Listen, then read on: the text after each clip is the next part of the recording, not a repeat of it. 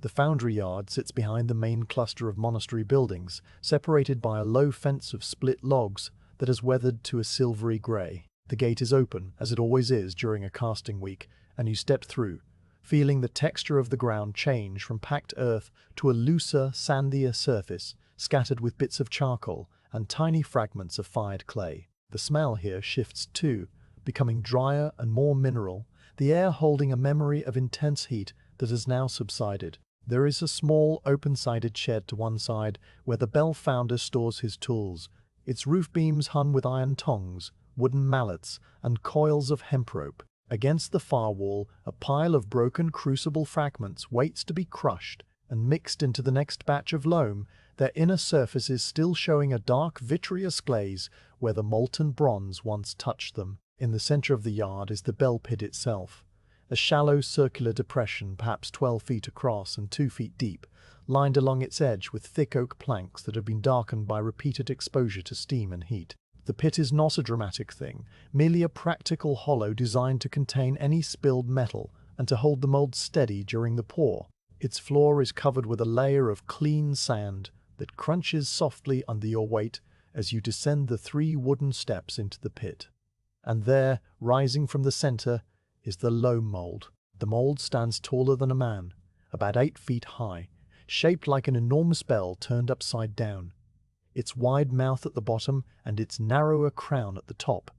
where a shallow pouring cup still holds a dark residue of solidified bronze from the morning's pour. The outer surface is a smooth, pale brown dome, the color of dried river clay or a well-fired bread oven, with a faint sheen in places where the heat has begun to glaze the outermost particles. The surface is not perfectly uniform. You can see the faint horizontal lines where each layer of loam was applied, one day's work blending into the next, and the occasional tiny indentation left by the founder's thumb as he pressed the mixture into place. There are vent holes spaced evenly around the upper third of the mold, narrow channels bored through the clay with a thin iron rod, their rims slightly darker where the first hot gases escaped during the pour. Now those vents are quiet, emitting only a barely perceptible shimmer of warm air that makes the world above them wobble like a reflection in still water when a pebble drops. You step closer and place your hand a few inches from the mold surface, not touching it, feeling the steady radiant warmth that still pours outward. The heat is not fierce or alarming. It is the gentle, encompassing warmth of a sun-heated stone at the end of a long afternoon, the kind of heat that seems to seep into your bones rather than burn your skin. You let your palm hover there for a moment, sensing the temperature with the fine hairs on the back of your hand, a method the founder taught you. He can tell the stage of cooling by how far away he can feel the warmth. And now it is about the distance from your wrist to your elbow. The metal inside still liquid hot at its core, but slowly surrendering that heat to the thick clay shell. You settle onto the wooden stool that has been placed at the edge of the pit, a simple 3-legged seat of birch wood, worn to a honey-colored smoothness by years of use. From here you can see the entire mold without turning your head, the stool positioned just so, a small consideration from the founder who knows the long hours of a cooling watch. The other craftsmen have gone, retreating to the refectory for a meal of black bread and cabbage soup, their voices fading into the distance until all that remains is the quiet. You are alone in the bell pit, and your duty is simple: to watch, to wait, to observe the slow invisible work of the cooling bronze inside its earthen shell. The morning light strengthens by degrees, the sun clearing the tree line and spilling a pale golden wash across the foundry yard. The light falls on the mold in a way that reveals its subtle topography. The tiny shadows cast by each tool mark the fine network of drying cracks that are beginning to appear in the outer crust. These cracks are not flaws. The founder explained this to you early in your apprenticeship, showing you how the loam must shrink slightly as it loses moisture, how a mold that stayed perfectly smooth would bind the metal too tightly and cause it to tear. So you watch the cracks with a calm eye, noting their progress as you might watch the slow opening of a flower, a process that unfolds without urgency. A hairline fracture runs from one vent hole down toward the iron binding band that circles the mold like the hoop of a barrel, and you dip 2 fingers into the wooden bucket of water beside your stool, then flick a few drops toward that crack, watching them bead on the surface and evaporate in seconds with a tiny, fleeting hiss. The iron-binding bands deserve their own quiet study. There are 5 of them, spaced evenly from the mold's base to just below the vent holes, each one a flat strip of iron about 2 inches wide and a 1/4 inch thick, bent into a circle and fastened with a simple rivet. They are rusted in places, a deep orange-brown that flakes off in tiny particles when you touch them, leaving a fine powder on your fingertips that smells like old metal and earth. The founder had tightened each band carefully before the pour, turning the iron wedges that press against the mold's surface, ensuring the clay would not crack under the immense weight of the bronze. Now those wedges sit firm, the bands holding steady, and you give each one a gentle tap with your knuckle as you walk your slow circuit around the pit. They ring with a dull, muted sound, not a musical note, but a flat, solid confirmation that all is well. Beyond the mold, the monastery stirs into its own quiet rhythm. The monks are at prayer now, their voices rising from the chapel in a low, resonant chant that drifts through the still air like smoke. You cannot make out the words, only the rise and fall of the melody, the deep basses and the higher tenors weaving together in a pattern older than the monastery walls. The chant is sung in the old Slavonic tongue, a language you understand only in fragments. But the sound itself is enough, a steady, unhurried presence that marks the hours as surely as a water clock. Somewhere in the forest a bird calls, a single clear note repeated 3 times and then falls silent. Another bird answers from farther away, its call softer and lower, and you listen without needing to name the species, letting the sound pass through you like a breeze. The bucket of water beside your stool has a thin film of dust on its surface, and you skim it away with your fingers, watching the ripples spread in perfect circles until they meet the wooden sides. The water is cool, drawn from the monastery well an hour ago, and you cup a handful to your mouth, tasting the faint mineral quality of the deep spring that feeds it. You then wet a corner of the linen cloth that hangs from your belt and wipe your forehead, not because you are hot, but because the proximity to the mold has left a fine layer of grit on your skin. The cloth comes away grey and you rinse it in the bucket, squeezing out the cloudy water onto the sandy floor where it darkens the ground for a moment before disappearing. Your thoughts drift without settling on any one thing. You think briefly of your village, a cluster of wooden houses 3 days' walk to the east, and of your mother's garden where you played as a child, but that memory is distant now, replaced by the more immediate world of the foundry yard, the mold, the cooling metal. You notice the way a single straw has lodged itself in one of the vent holes, probably carried there by the wind during the night, and you pluck it out carefully with your thumb and forefinger, feeling its brittle dryness. It leaves a tiny mark on the loam, a minuscule depression that will mean nothing to the final bell, but that you observed nonetheless. The sun continues its slow climb, and the shadows in the pit shift imperceptibly, the mold's outline on the sand moving like the hour hand of a great slow clock. The warmth from the mold is fading in a way you can only measure by checking repeatedly with your hand, a task you perform every quarter hour as the founder instructed. First you hold your hand at the distance of your forearm, then at the breadth of your palm, then directly on the iron band, feeling the warmth travel through the metal into your skin. Each time you log the change in a small leather-bound notebook that you keep in your tunic pocket, using a stub of charcoal to mark a simple symbol. 3 lines for hot, 2 for warm, 1 for cool. The page already carries marks from the earliest hours after the pour, a record of heat that now exists only as a memory. A cat appears at the edge of the pit, a grey tabby with a white patch on its chest, the kitchen cat that hunts mice among the grain sacks.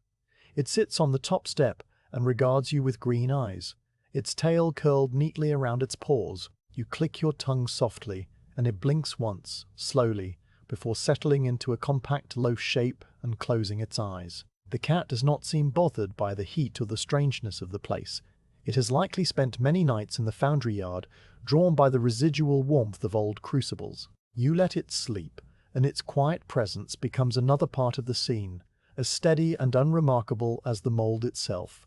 The loam surface continues to change as the morning wears on. The color lightens from pale brown to a shade closer to old parchment, the driest areas taking on an almost white bloom, like the dusty coating on a plum fresh from the tree. You stand and walk around the mold again, this time tracing the path of a single crack as it meanders downward, and then splits into 2 smaller lines that disappear under an iron band. The crack is no wider than a thread, and you can see that the inner edges are still damp, a darker line at the very bottom that tells you the moisture is leaving slowly, evenly. The founder would be pleased with this cracking, you think, because it means the mold is yielding just enough, the bronze inside settling into its final shape, without the resistance that causes warping or tears. After a time, you reach into your satchel and take out a small clay cup and the stoppered jug of kvass that the kitchen brother gave you earlier. The jug is cool to the touch, the liquid inside a cloudy amber brown with a slightly sour smell that reminds you of rye bread and summer.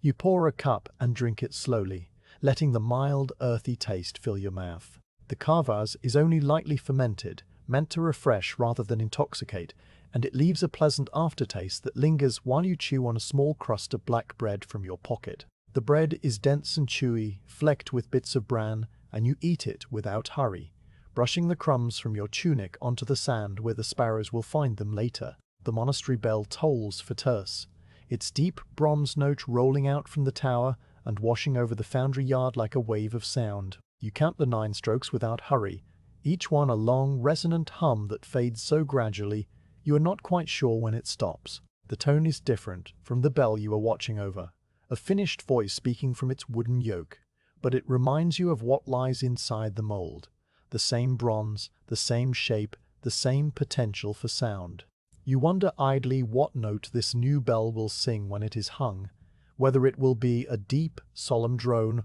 or a brighter, more piercing call. But the wondering is soft, without urgency, a thought that passes like a cloud. After the tolling ceases, the quiet returns, deeper now by contrast. You can hear the faint rustle of leaves in the birch grove, the distant murmur of the monks returning to their work, and the almost inaudible creak of the mold's iron bands as they adjust to the changing temperature. The sound is so subtle you might have imagined it, a tiny sigh of metal that you feel as much as hear, a reminder that the whole structure is alive with slow movement, with the gentle shrinking of the bronze as it cools from a liquid to a solid. You place your palm flat against an iron band and feel a faint vibration, not a tremor, but a sense of deep internal settling, like the ground after a cart passes on a distant road. You take out your notebook again and add another mark to the page, a single line for this hour, noting that the warmth has dropped from your elbow to your wrist. The rate of cooling is steady, exactly as the founder predicted, and if it continues at this pace, the mold will be cool to the touch by dawn tomorrow. That is a long time away, a whole cycle of daylight and darkness and dawn again, and you settle into the thought of it without impatience. You are here to be present, to witness, to keep the quiet watch that ensures the bronze does not cool too quickly and crack from thermal shock, a danger the founder described to you only once, with a grave face and a careful choice of words. The cat stirs, stretches its front legs, and moves to a sunnier spot on the far side of the pit, where it resumes its nap in a new position. You watch it for a while, admiring the way it folds itself into the contours of the ground as if it were made of liquid. The sun is higher now and a few small clouds appear in the pale blue sky, moving so slowly that you can only tell they are moving by looking away and then looking back. Their shadows pass over the foundry yard with a soft, diffuse darkness that cools the air for a few seconds before moving on, and you lift your face to one such shadow, grateful for its fleeting touch. The loam mold stands in the center of all this,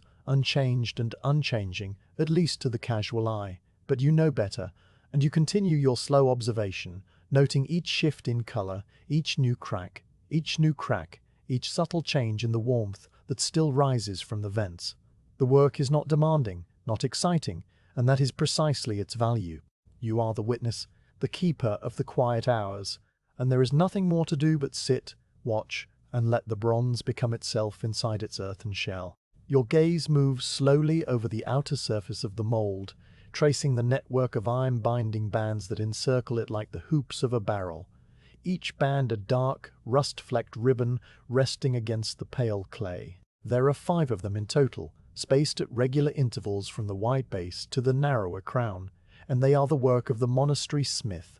a broad-shouldered man named Fyodor, who shaped each strip from a single bar of iron, heating it in his charcoal forge until it glowed a dull orange, then bending it around a wooden template with steady, unhurried blows of a heavy hammer. The bands are not decorative. that they carry a certain rough beauty in their simplicity. Their purpose is to hold the loam mold together against the immense outward pressure of the molten bronze, a pressure that could, if unchecked, split the clay like a log under a wedge. Each band is fastened with a simple iron rivet driven through a hole punched into the overlapping ends, and the rivet heads are slightly domed, polished smooth by the founder's assistants who ran their gloved hands over every joint before the pour to ensure nothing would catch or snag. You stand and walk closer to the mold, close enough that you can see the individual flakes of rust on the nearest band, a fine orange-brown crust that crinkles like old paper when you brush it with your fingertip. The rust is not a sign of neglect, but of time and exposure,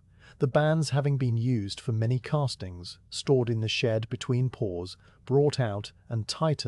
loosened and tightened again until they developed this patina of age. The iron itself is pitted in places, tiny craters no bigger than poppy seeds, where the rust has bitten deeper, and these pits catch the morning light in a way that makes them sparkle faintly, like distant stars in a brown sky. You run your thumb along the edge of the band, feeling its slight roughness, the minute burrs left by the smith's hammer, the places where the metal is thinner because the smith struck the iron once more than was strictly necessary. A small human unevenness that will never affect the band's strength, but that tells you something about the man who made it, about the hour of the day when he worked,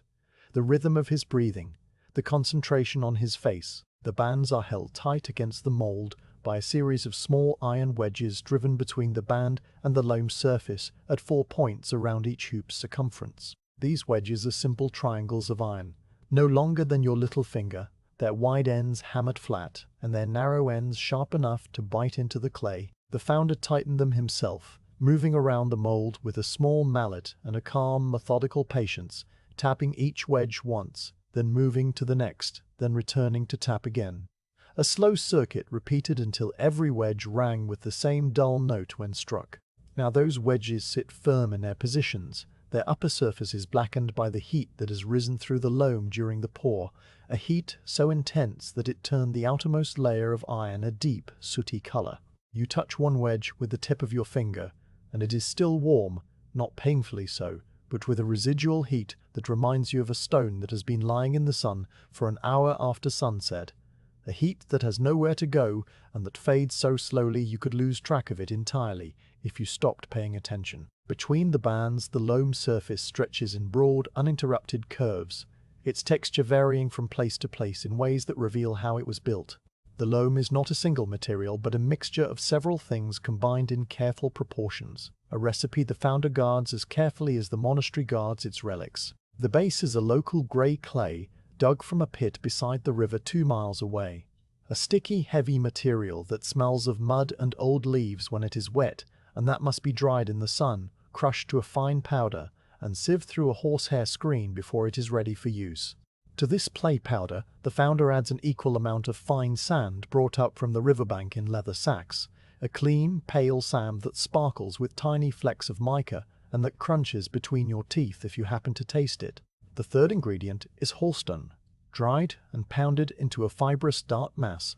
that gives the loam its name, the word itself coming from an old term for mud mixed with straw or manure, a humble origin for a material that withstands the heat of molten bronze. The dun serves a practical purpose. When the loam is fired by the heat of the metal, the tiny fibers of digested hay burn away, leaving microscopic channels through which steam and gas can escape, preventing the mold from cracking explosively during the pour. You have seen the founder prepare this mixture many times, standing over a shallow trough with his sleeves rolled up, adding water from a wooden dipper in small, precise amounts, until the loam reached a consistency he called the ear, a mysterious phrase that he never explained, but that meant the mixture would hold a peak when pinched between thumb and forefinger, neither crumbling nor dripping. The loam was applied to the mold in layers, and as you look closely you can see the evidence of this process in the faint horizontal lines that trace around the mold's circumference like the lines on a weathered cliff face.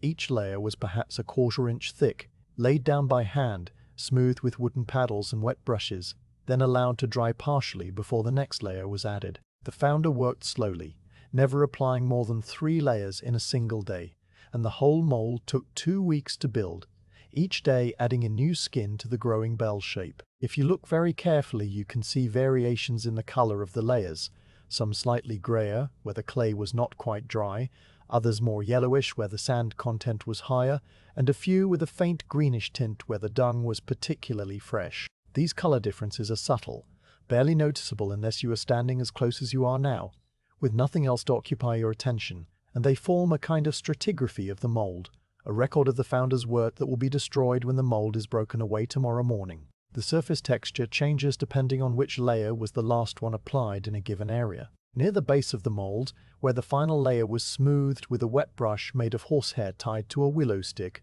the surface is almost glossy, a fine skin of clay particles aligned in one direction by the dragging bristles. Higher up around the mold's waist, the founder used a different technique, pressing the loam into place with the heel of his hand and then smoothing it with a flat wooden paddle that left faint parallel striations like the grain of a piece of sanded wood. And near the top, just below the pouring cup, the surface is rougher, textured like coarse sandpaper, where the founder deliberately left it unfinished to provide a better grit for the iron bands and to allow the hot gases to escape more easily through the tiny pores in the clay. You let your palm hover over each of these textures in turn, not quite touching, feeling the different sensations of warmth and coolness that each area radiates, the smoother sections feeling slightly warmer because they reflect your own body heat back at you, the rougher sections cooler because they allow the air to circulate in their tiny crevices. The vent holes deserve their own careful study. There are 8 of them in total, spaced evenly around the upper third of the mold, each one a cylindrical channel about the width of your little finger bored straight through the loam with a long iron rod. The founder made these holes the morning after the final layer was applied, working quickly before the loam hardened completely, pushing the rod in from the outside until it met the wax model that then filled the mold's interior. When the wax was melted out and the mold was fired in the great kiln, these vent channels became the pathways through which the molten bronze would push the air ahead of it, preventing bubbles from forming in the bell's surface, and now they are the pathway through which the heat continues to escape, a slow, invisible exhalation that has been going on since the pour. You peer into the nearest vent hole, not too close because the air rising from it is still hot enough to make your eyes water, and you can see a faint dark tunnel receding into the loam. Its inner walls glazed to a dark, glassy sheen by the passage of the superheated gases. The glaze is a deep brown black, like the surface of a freshly broken piece of obsidian, and it catches the light in a way that makes the tunnel seem deeper than it is, a tiny well that goes down into the heart of the cooling bronze. Around each vent hole the loam is slightly discolored, darkened by the smoke and steam that escaped during the first minutes after the pour, and this discoloration forms a faint halo that extends outward for about an inch, feathering at the edges into the natural pale brown of the clay. The pattern is different around each vent, depending on the direction of the breeze this morning and the precise angle at which the founder bored the hole, and you find yourself moving from one to the next, comparing them without judgment, simply noting the variations as you might note the different shapes of clouds. One vent has a particularly dark stain that runs downward in a teardrop shape, probably because the founder paused with the boring rod at that point and left a slight ridge that channeled the escaping steam. Another vent is almost perfectly clean, its halo a uniform circle of pale grey, and you wonder if this one was bored particularly quickly, or if the loam there was slightly drier and thus less affected by the steam. The wondering is gentle, without urgency, a question that will never be answered and that does not need to be. The pouring cup at the very top of the mold is a shallow basin, about 8 inches across, its inner surface coated with a black, glassy slag that is the residue of the molten bronze that overflowed slightly during the pour and then solidified instantly. This slag is sharp-edged and brittle, cracking into small flakes when you press it with the tip of your finger, and underneath it, the loam has been vitrified to a depth of about half an inch, transformed by the extreme heat from ordinary clay into a hard, dark material that rings faintly when tapped. The founder will break away this slag when the mold is removed, recycling the flakes for future use by crushing them and adding them to the next batch of loam, where they will help the new mold withstand its own heat. You trace the edge of the pouring cup with your eyes, following its uneven circumference,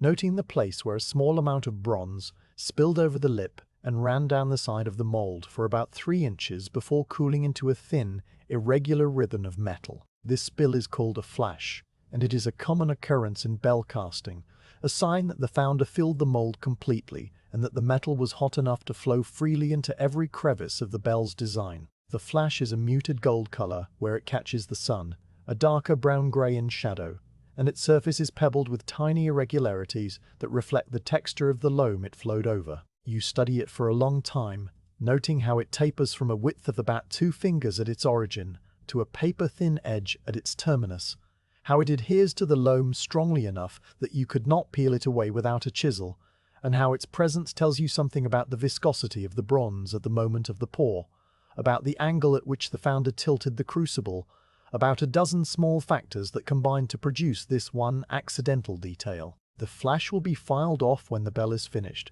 but for now it remains as part of the mold's story, a visible trace of the moment when everything was liquid and hot and full of potential. The loam itself has begun to develop a fine network of cracks as it dries in the steady warmth radiating from the bronze inside. These cracks are called checking, and they are entirely expected, a sign that the mold is doing what it should. You kneel down to examine one particular crack that runs vertically from the second iron band down to within a few inches of the mold's base, a crack no wider than a thread and no deeper than the outermost layer of loam. It traces a slightly wandering path, like a stream seen from a great height. Its edge is sharp and clean where the clay has separated,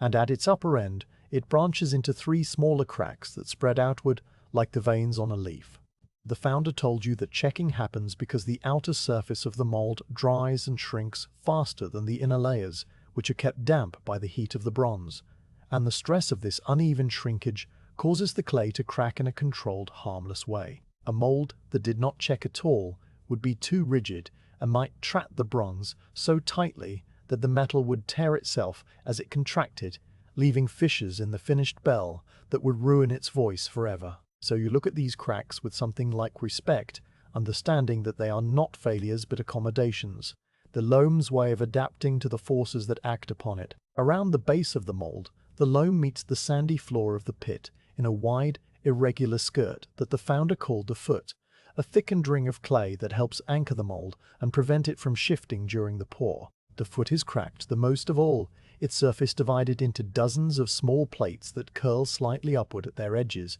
like the dried mud at the bottom of a summer pond. You remember how the founder shaped this foot with his bare hands, pressing the loam into the sand and smoothing it with wet palms in a motion that looked almost like kneading dough, and now that clay has hardened into a permanent record of his fingerprints, a series of whorls and ridges that you can still trace if you look carefully enough. Some of those fingerprints are yours as well because you helped with the final layer, and you find your own thumbprint near the base of the mold on the western side, its familiar oval shape embedded in the clay, a tiny signature that will be destroyed when the mold is broken, but that exists for now, here under the morning light. You rise from your crouch and walk another slow circuit around the mold, this time paying particular attention to the areas between the iron bands where the loam surface is uninterrupted by hardware. These expanses of clay have a gentle, organic curve to them, rising smoothly from the wide base to the narrower crown, and their color shifts subtly as you move around the mold, the angle of the light changing the way the clay reflects.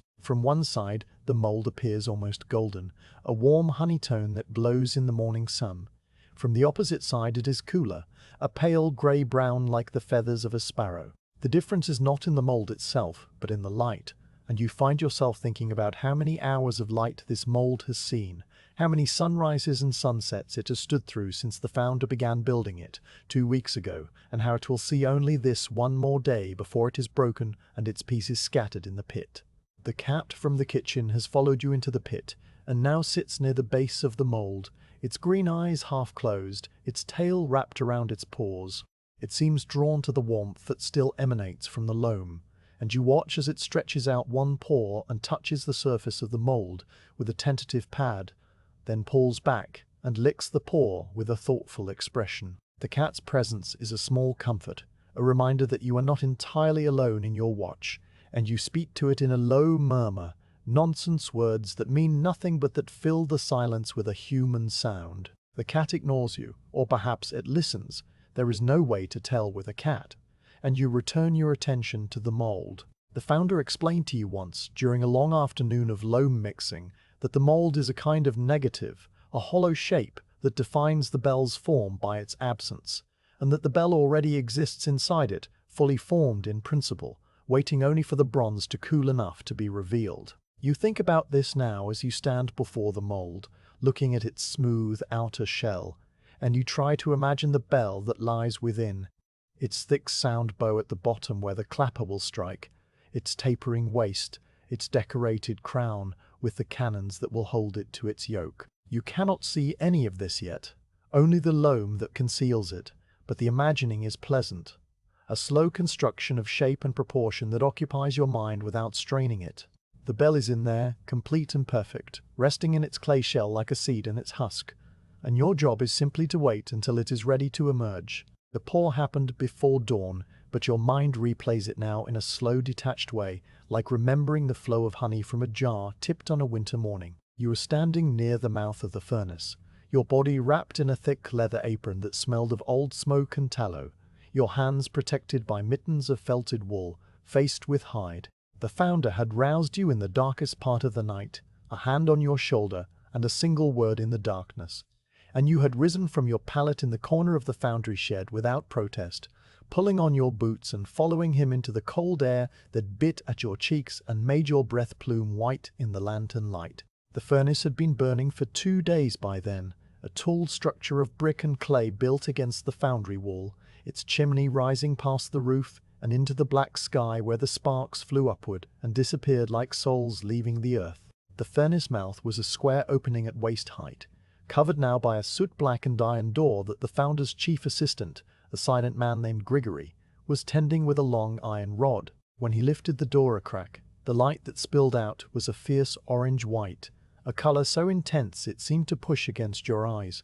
and you had to squint and look away until your sight adjusted. The heat that came with the light was like a physical presence, a wall of warmth that made the skin of your face tighten and prickle, and you understood then why the founder always said that bell metal does not forgive mistakes, because nothing that hot could be gentle. Inside the furnace sat the crucible, a massive vessel shaped like a wide bucket with a pouring lip on one side, made from the same loam mixture as the mold, but fired to a dark grey hardness and bound with iron straps. The crucible rested on a brick plinth in the center of the furnace, surrounded on all sides by packed charcoal that glowed white at the center of each lump and crumbled to grey ash at the edges. The charcoal was made from birch wood, the founder's preference because it burned hot and clean with little smoke, and it had been fed into the furnace in steady increments by the younger apprentices who worked in shifts through the night, their faces pale and drawn in the firelight,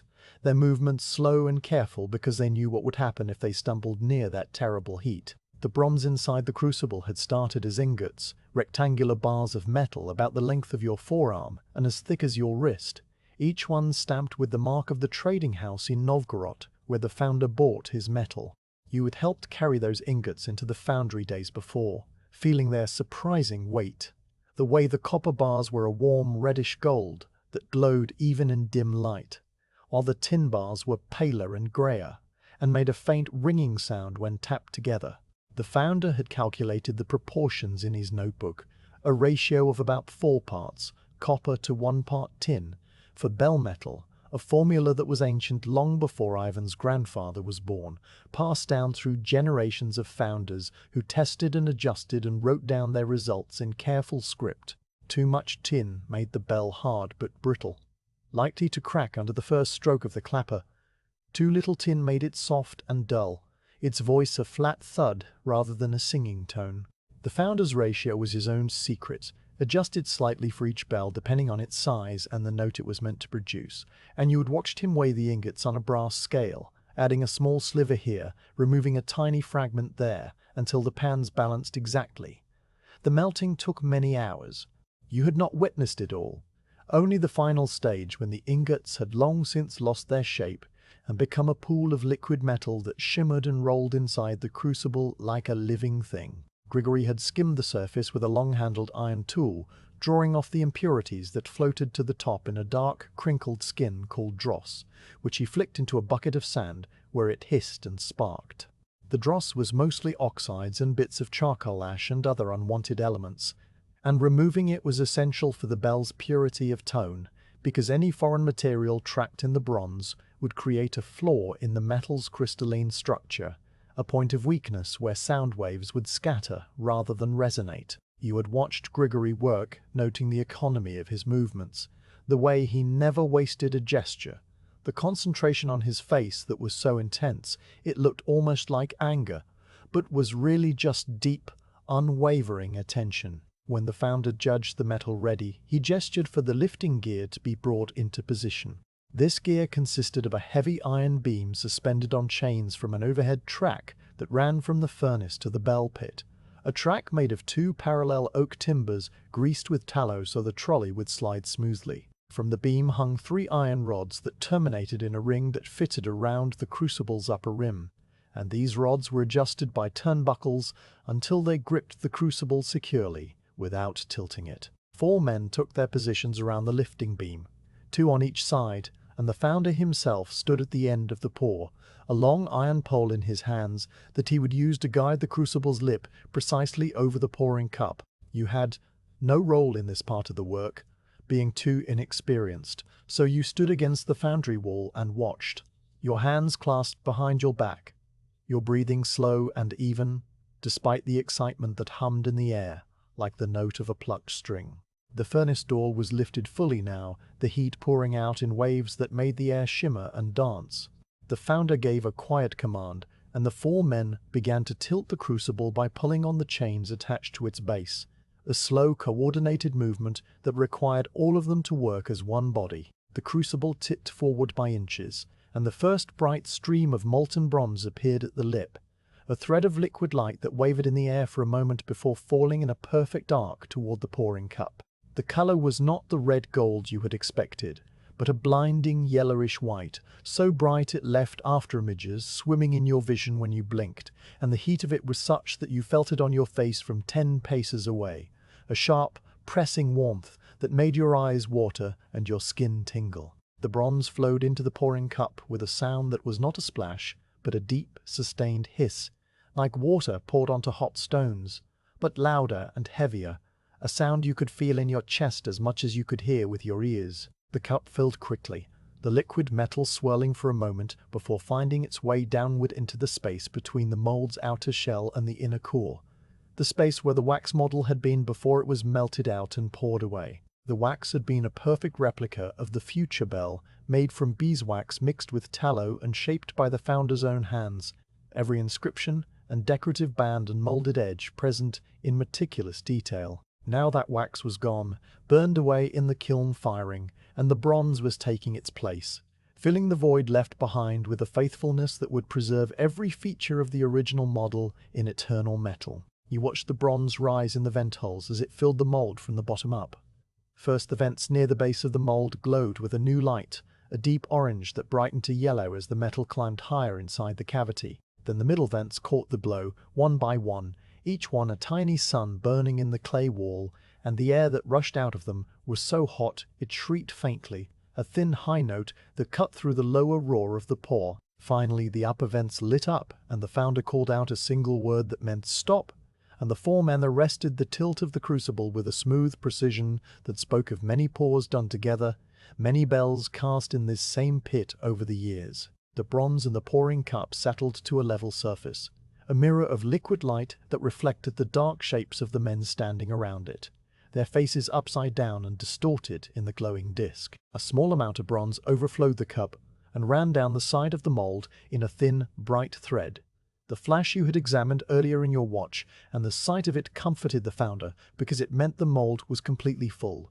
the metal having reached every crevice and corner of the bell's intricate form. He nodded once to himself, a small private gesture of satisfaction that you might have missed if you had not been watching him so closely, and then he stepped back from the pit and removed the leather hood that had protected his face, wiping his forehead with a cloth that came away grey with soot. His expression was tired but calm, the expression of a man who had done his work well and who now needed only to wait, the same waiting that you were doing now hour by hour in the quiet of the autumn morning. The crucible was returned to the furnace, the bronze that remained in its bottom cooling gradually into a solid puddle that would be saved and remelted for the next casting, and the men dispersed to wash their hands and faces in the bucket outside the foundry door. You lingered for a while, watching the mold as it began its long journey toward coolness, the vent holes still glowing faintly orange before fading to red and then to a dark, sullen black. The smell in the air was complex: hot metal, scorched clay, charcoal, sweat, and something else, a sharp, almost electrical scent that the founder said was the tin oxide burning off, a smell you would never forget once you had learned to name it. And underneath all of this was a low, resonant hum that seemed to come from everywhere and nowhere, a vibration in the air and in the ground and in your own bones, the sound of the bronze settling into its new shape, a sound that continued for a long time after the pour was over, fading so gradually you could never quite be sure when it stopped. Now, in the quiet of your watch, you remember all of this without effort, the images and sensations floating up into your mind like bubbles rising through water. You remember the way the founder held the guide pole, his knuckles white with concentration but his face serene. You remember the exact color of the bronze as it first appeared at the crucible's lip, that shocking white gold that seemed brighter than the sun itself. You remember the deep satisfaction in the founder's shoulders when the vents lit up one after another, a satisfaction that needed no words to be understood. The pour is over, the metal is inside, and you are here to witness the long, slow aftermath, the hours of cooling that will turn that liquid light into a solid bell. A bell that will hang in the monastery tower and sing out over the forest for centuries after you and the founder and everyone you know has become dust. The cat meows once, a small sound that breaks your reverie, and you blink and return to the present moment, to the warm, still air of the bell pit and the pale brown surface of the mold before you. The pour is a memory now, a vivid memory, but a memory nonetheless, and the work of the present is quieter and slower and deeper, a work that requires only patience and attention and the willingness to sit still while the bronze gives up its heat 1 degree at a time. You settle deeper onto your stool, feeling the smooth birch wood beneath you, and you let the memory fade back into the place where memories live, a place that is not here and not now, a place you can visit again if you wish, but that has no hold on the quiet duty of the present hour. In the first hour after the pour, the changes are almost imperceptible, the mold looking exactly as it did when the crucible was lifted away, its pale brown surface unmarked by any new event, and its iron bands still holding their patient, tight embrace. The only sign that anything extraordinary has happened is the faint shimmer in the air directly above the vent holes, a subtle wobble of the morning light that makes the world behind it appear slightly warped,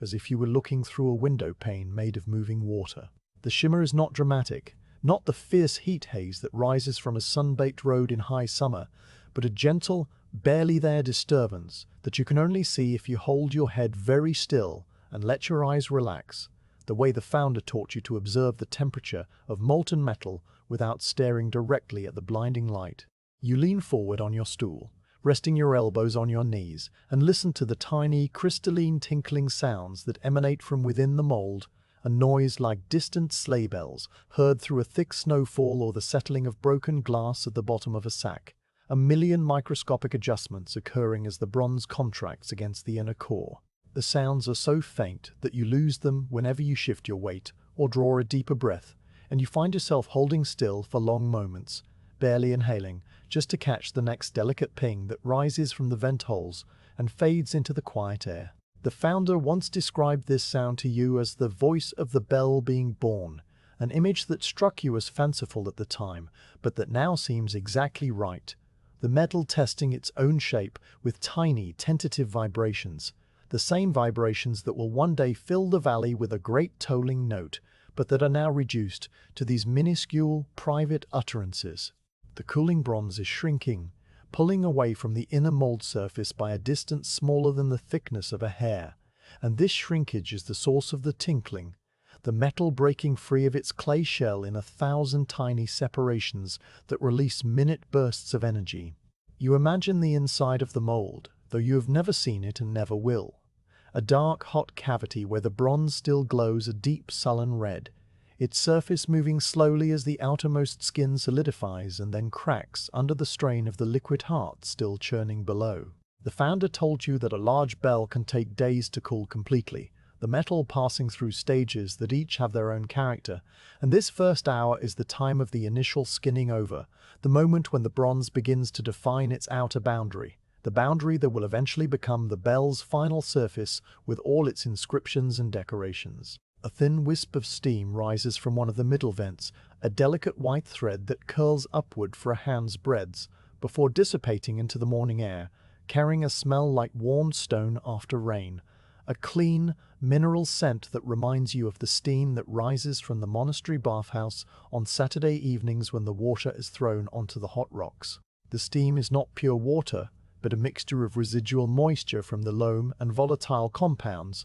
driven out of the clay by the heat, and its appearance tells you that the temperature inside the mold is still very high, high enough to turn any remaining dampness into vapor. You shift your stool a few inches to the left to stay out of the steam's path, the wooden legs scraping softly on the sandy floor, and the wisp continues its gentle rise, undisturbed by your movement, a silent exhalation from the heart of the earth that will continue for many hours yet. The monastery bell begins to toll for terce, its deep familiar note rolling out from the tower and washing over the foundry yard like a wave of sound that you can feel in your chest as much as hear. You count the 9 strokes without hurry, one for each hour of the monastic day measured from sunrise, and each stroke fades so gradually that you are never quite sure when it stops, the sound lingering in the air like the after-image of a bright light behind closed eyelids. The voice of the monastery bell is a deep, sonorous drone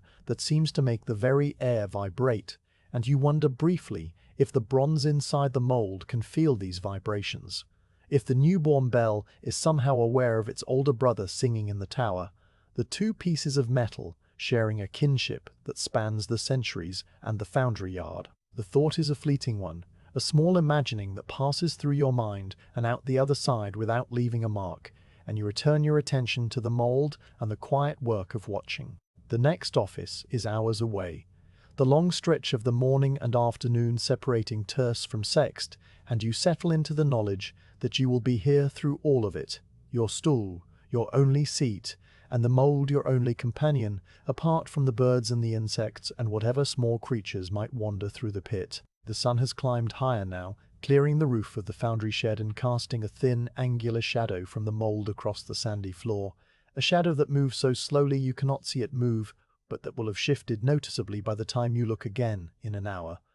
A natural sundial marking the passage of the quiet day. You take out your notebook and add a new mark to the page, a simple line for this first hour, noting that the warmth at the iron bands has dropped from the distance of your forearm to the distance of your wrist, a small but meaningful change in the great slow curve of cooling. The cat from the kitchen slips into the pit and curls near your feet, a soft warm weight against your ankle that purrs faintly in the stillness, undisturbed by the grand process happening inside the clay. It is the same grey tabby that you saw earlier, the one with the white patch on its chest, and it seems to have decided that your presence makes the bell pit a safe place to nap, a decision you accept without comment, reaching down to scratch behind its ears with a single, gentle finger. The cat's fur is dusty from the kitchen yard, carrying a faint smell of wood smoke and old straw, and its purr is a steady, rhythmic vibration that blends with the tinkling sounds from the mold and the distant bird song from the birch grove, creating a tapestry of small noises that fills the silence without disturbing it. You pour yourself another cup of kvass from the clay jug, the liquid cool and slightly sour on your tongue, and you sip it slowly while watching the steam rise from the vent, the shimmer in the air, the patient stillness of the loam surface. The kvass leaves a faint residue of rye in the cup, tiny dark specks that settle to the bottom, and you swirl the last mouthful to lift them into the liquid before swallowing, the taste familiar and comforting. A taste that takes you back to your childhood in the village where your mother brewed kvass in a large wooden tub and you would steal sips whenever her back was turned. The memory is a soft one, without edges, and it fades as gently as it arose, leaving you once again in the present moment. Here in the bell pit, with the mold and the cat and the slow, steady passage of the morning. You rise from your stool and walk another circuit around the mold, your feet crunching softly on the sandy floor, your eyes moving over the familiar features of the loam surface as if you were reading a page in a book you have read many times before. The cracks have not changed since you last looked. The iron bands are still warm, but no longer hot. The vent holes still emit their faint shimmer, and everything is exactly as it should be, exactly as the founder predicted it would be. You touch the nearest iron wedge with the back of your hand, feeling the residual heat that still lingers there, a warmth that is no longer aggressive but merely present, like the warmth of a sleeping child under a wool blanket. The wedge is tight in its position, the band is secure, and you nod to yourself without thinking, a small unconscious gesture of approval that no one sees. The light has changed again by the time you return to your stool, the sun moving behind a thin cloud that diffuses its brightness into a soft, pearly glow, and the shadows in the pit lose their sharpness, becoming indistinct and muted. The mold looks different in this diffuse light, its contours softer and its color a cooler brown, and you find yourself appreciating the way the same object can present so many different faces depending on nothing more than the position of the sun and the thickness of the cloud cover. The tinkling sounds from inside the mold have become less frequent now, the intervals between them stretching from a few seconds to nearly a minute, and you know that this means the initial rapid contraction is giving way to a slower, more gradual phase. The bronze settling into its new shape with the patience of a material that has all the time in the world. You think about the word cooling and what it really means, the transfer of heat from one substance to another, the slow migration of energy from the bronze into the loam and from the loam into the air and from the air into the wider world. A great, slow cascade of warmth that will eventually dissipate into the atmosphere over the forests and rivers of Russia. The heat that was poured into the mold this morning, the fierce white-orange heat of 2000 degrees, is now spreading outward in an invisible tide, warming the sand beneath the pit, the wooden planks around its edge, the air that you breathe into your lungs, and eventually it will be so dispersed that no instrument could detect it, becoming part of the general temperature of the world, indistinguishable from the heat of the sun and the earth and your own living body. The thought is not profound, not something you would ever say aloud, but it passes through your mind with a certain quiet satisfaction, a sense of being connected to a process that is larger and slower than yourself. The cat uncurls from its nap, stretches its front legs out straight and its rear end high, yawns widely enough that you can see the pink interior of its mouth and its tiny sharp teeth, and then sits down to wash its face with a methodical paw-licking motion that you watch for a long time, finding the repetition of the gesture oddly calming. The cat's tongue is a tiny pink rasp that moves over its fur in precise strokes, behind the ears, across the brow, down the nose, and you notice how it never misses a spot, how it works with a focus and dedication that you can only admire. When the washing is finished, the cat blinks at you once, slowly, and then trots out of the pit in the direction of the kitchen, its tail held high like a flag, leaving you alone once again with the mold and the quiet and the long, slow hour that still stretches ahead. You dip your fingers in the water bucket and flick a few more drops onto the mold in the area where the checking is most pronounced, the water beading up on the warm surface before evaporating with a tiny, fleeting hiss that you have heard so many times now it has become as familiar as your own breathing. The ritual is not strictly necessary at this stage of the cooling, the founder having told you that the danger of uneven shrinkage is greatest in the first few hours and lessens as the temperature drops, but you continue it anyway because it gives a shape to your watch, a small action to hang the minutes on, and because the sight of the water droplets vanishing into steam is a small reminder that the bronze is still hot,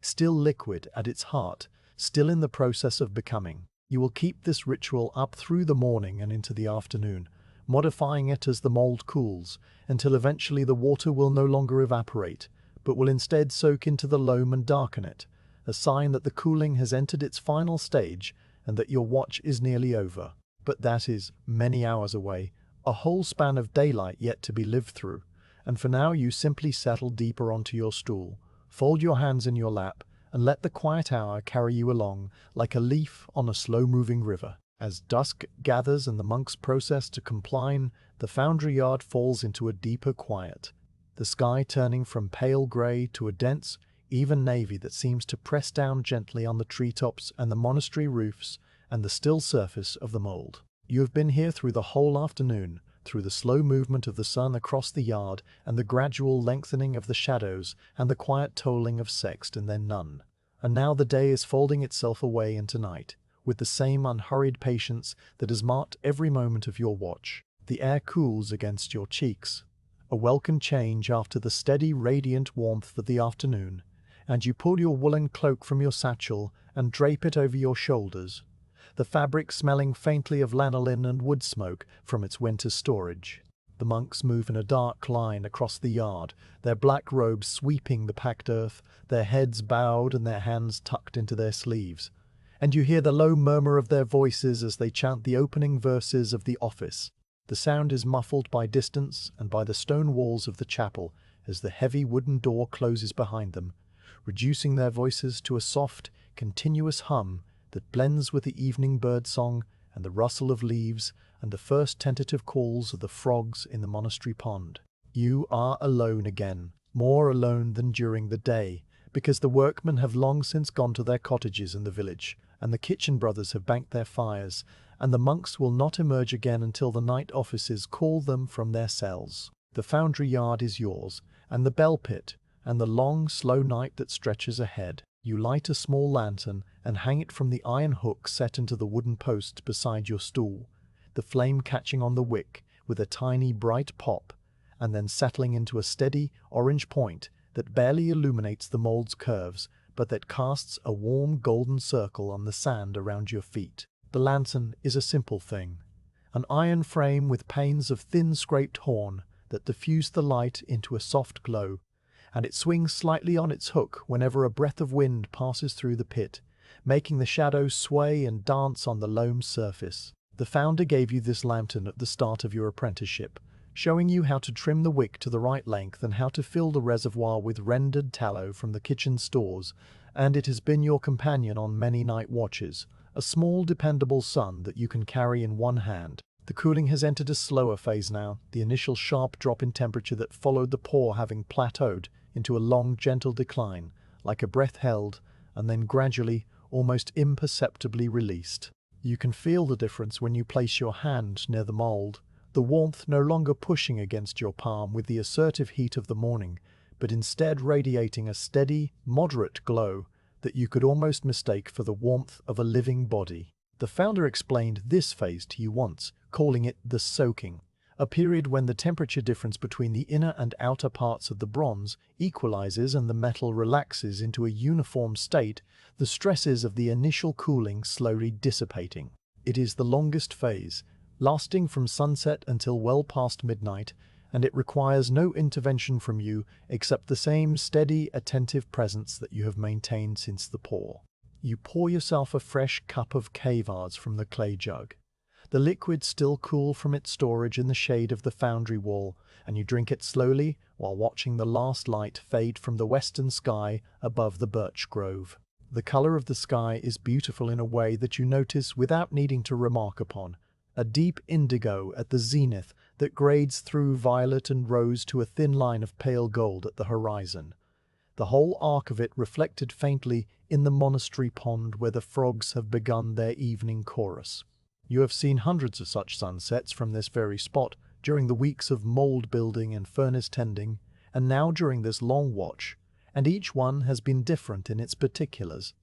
but the same in its essential, quiet loveliness, a daily gift that asks nothing in return. The stars emerge one by one, first the bright ones that you know by name because the founder taught them to you during other night watches, pointing upward with a clay-stained finger and reciting the old names that the sailors use and the farmers and the wandering monks who travel between the scattered monasteries of the northern forests. There is the North Star, steady and pale, barely brighter than the stars around it, but constant in its position, while all the others wheel slowly around it. There is the Great Bear, which you have always thought looks more like a plough or a cooking pot than a bear, but which carries the name anyway because long-dead men named it so. There is the Swan, flying eternally along the river of the Milky Way, its long neck outstretched, its wings spread in silent flight, a shape that you can trace with your eyes in the cold, clear air. The stars appear not all at once but gradually, the fainter ones becoming visible only as the last trace of daylight fades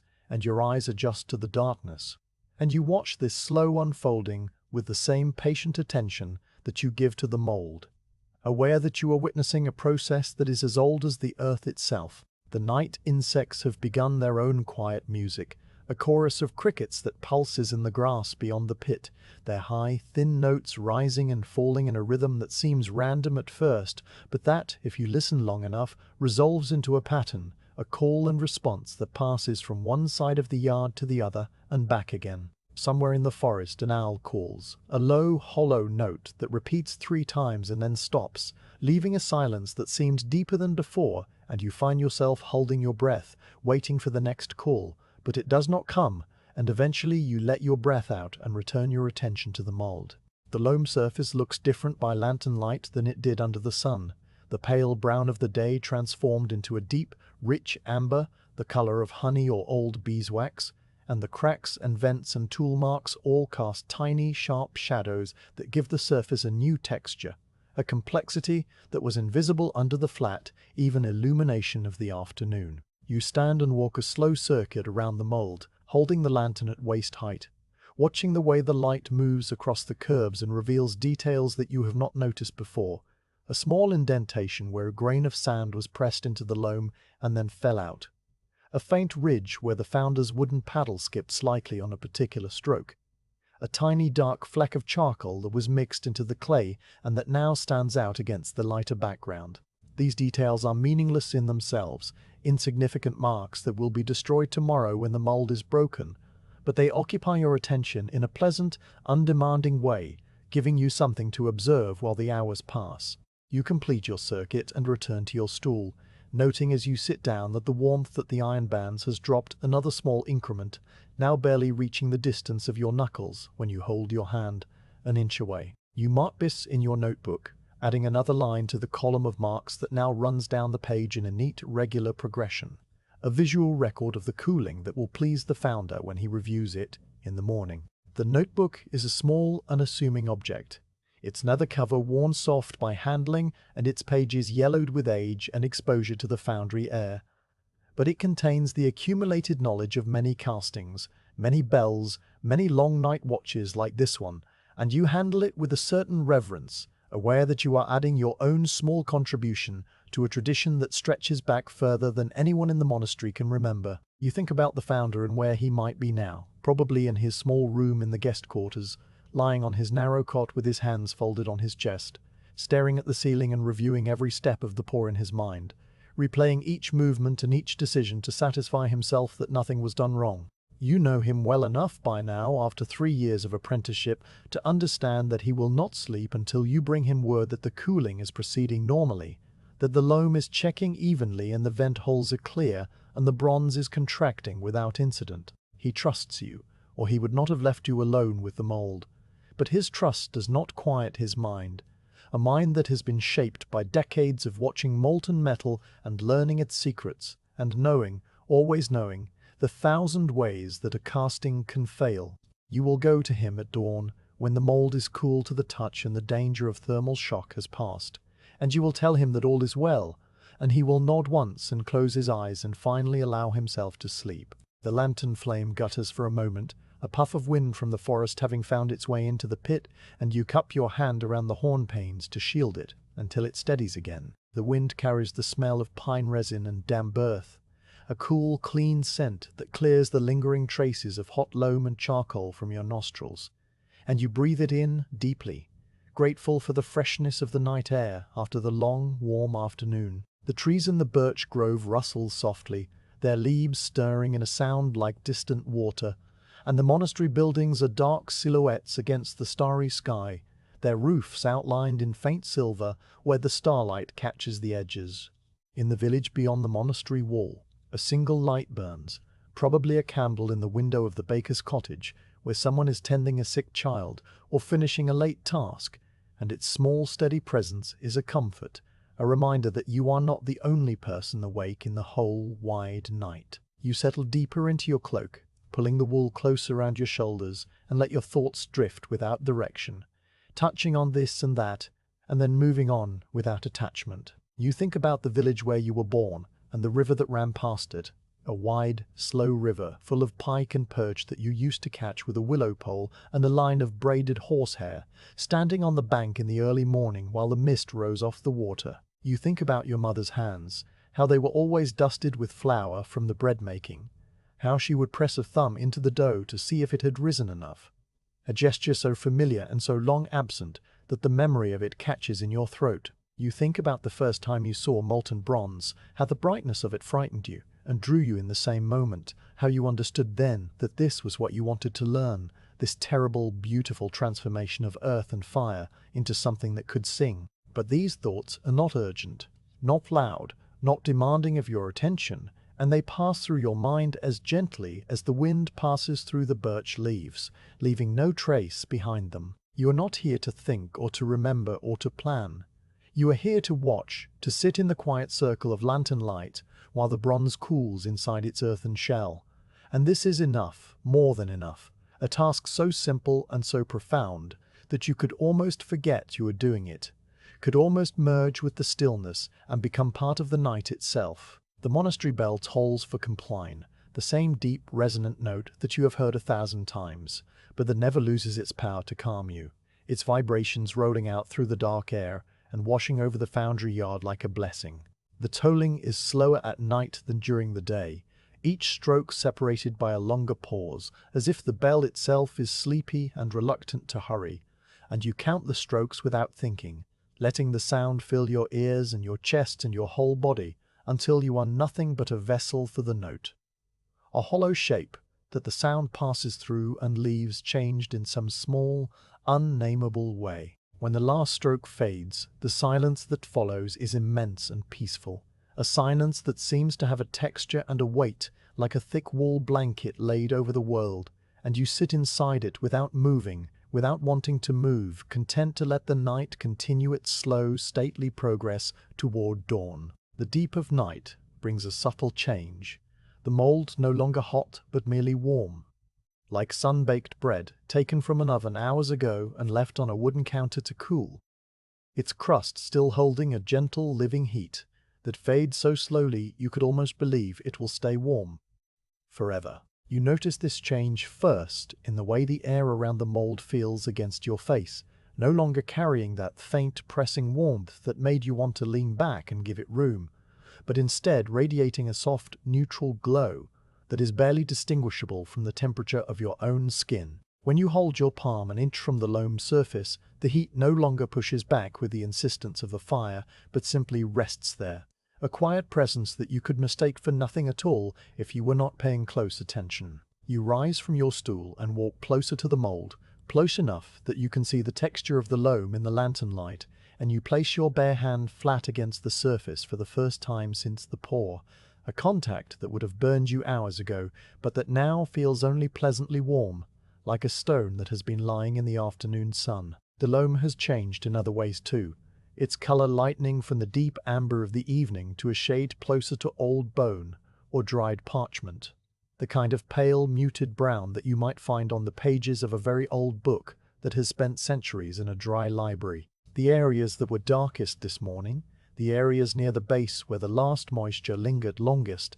have now caught up with the rest of the mold, their color evening out into a uniform pale grey-brown that catches the lantern light with a faint, dusty sheen. The cracks that you have been watching since the first hour have settled into a fine, stable network, no longer lengthening or branching, but simply existing,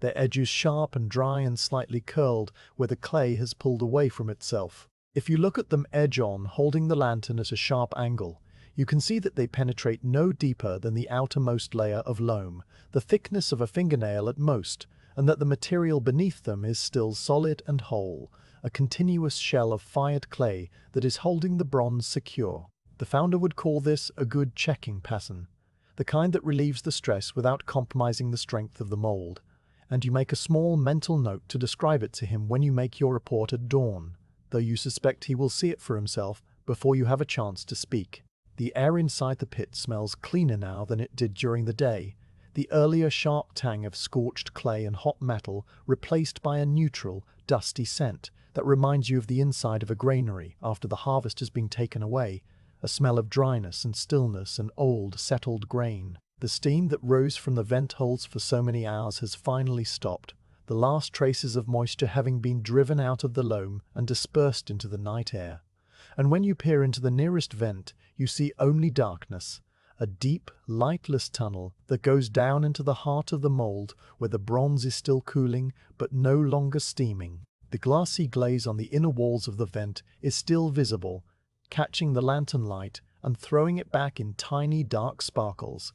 But the fierce shimmer that marked the first hours has faded entirely, leaving only this quiet, solid darkness. You take out your notebook and log the temperature by feeling alone, a method the founder taught you during your first months as an apprentice when you were still learning to judge the readiness of the metal for the pour. The technique is simple and has been used by founders for generations, a way of measuring without instruments, using only the sensitivity of your own body. You hold the back of your hand at the distance of your full forearm from the mold and feel nothing beyond the general coolness of the night air, the warmth no longer reaching that far. You bring your hand to the distance of your wrist and still feel nothing, or perhaps the faintest, most ambiguous trace of warmth that vanishes as soon as you become aware of it. At the distance of your knuckles, the warmth returns, a definite but gentle presence, and when you touch the mold directly, the sensation is roughly that of warm water or fresh milk, not hot enough to be uncomfortable,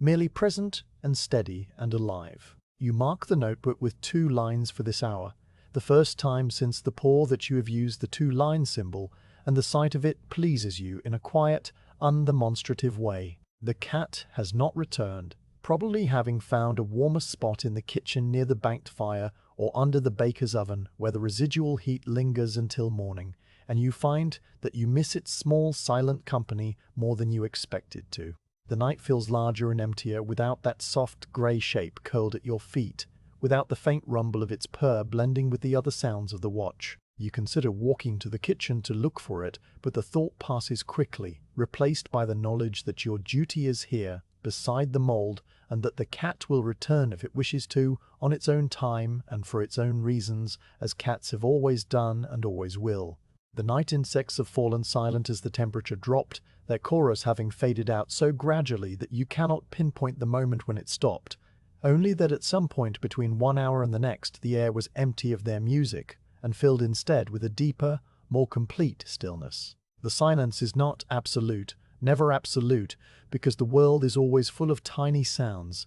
If you listen carefully enough, the soft rustle of leaves in the birch grove as the night breeze passes through them, the distant, rhythmic breathing of the sleeping monastery behind its stone walls, the almost inaudible creak of the mold's iron bands as they adjust to the changing temperature. These sounds form a kind of background texture, a quiet tapestry that fills the silence without breaking it, and you let your ears rest on them without strain, receiving them as you might receive the gentle pressure of water when floating in a still pond. You pour yourself another cup of kahvees, the last from the clay jug, and you drink it slowly while standing at the edge of the pit, looking up at the stars that now fill the entire sky from horizon to horizon. The moon has not yet risen, leaving the heavens to the stars alone, and they are so many and so bright that you could almost believe you could reach up and touch them, could feel their cold, distant light on your fingertips like grains of frost. The Milky Way stretches across the zenith in a broad, irregular band,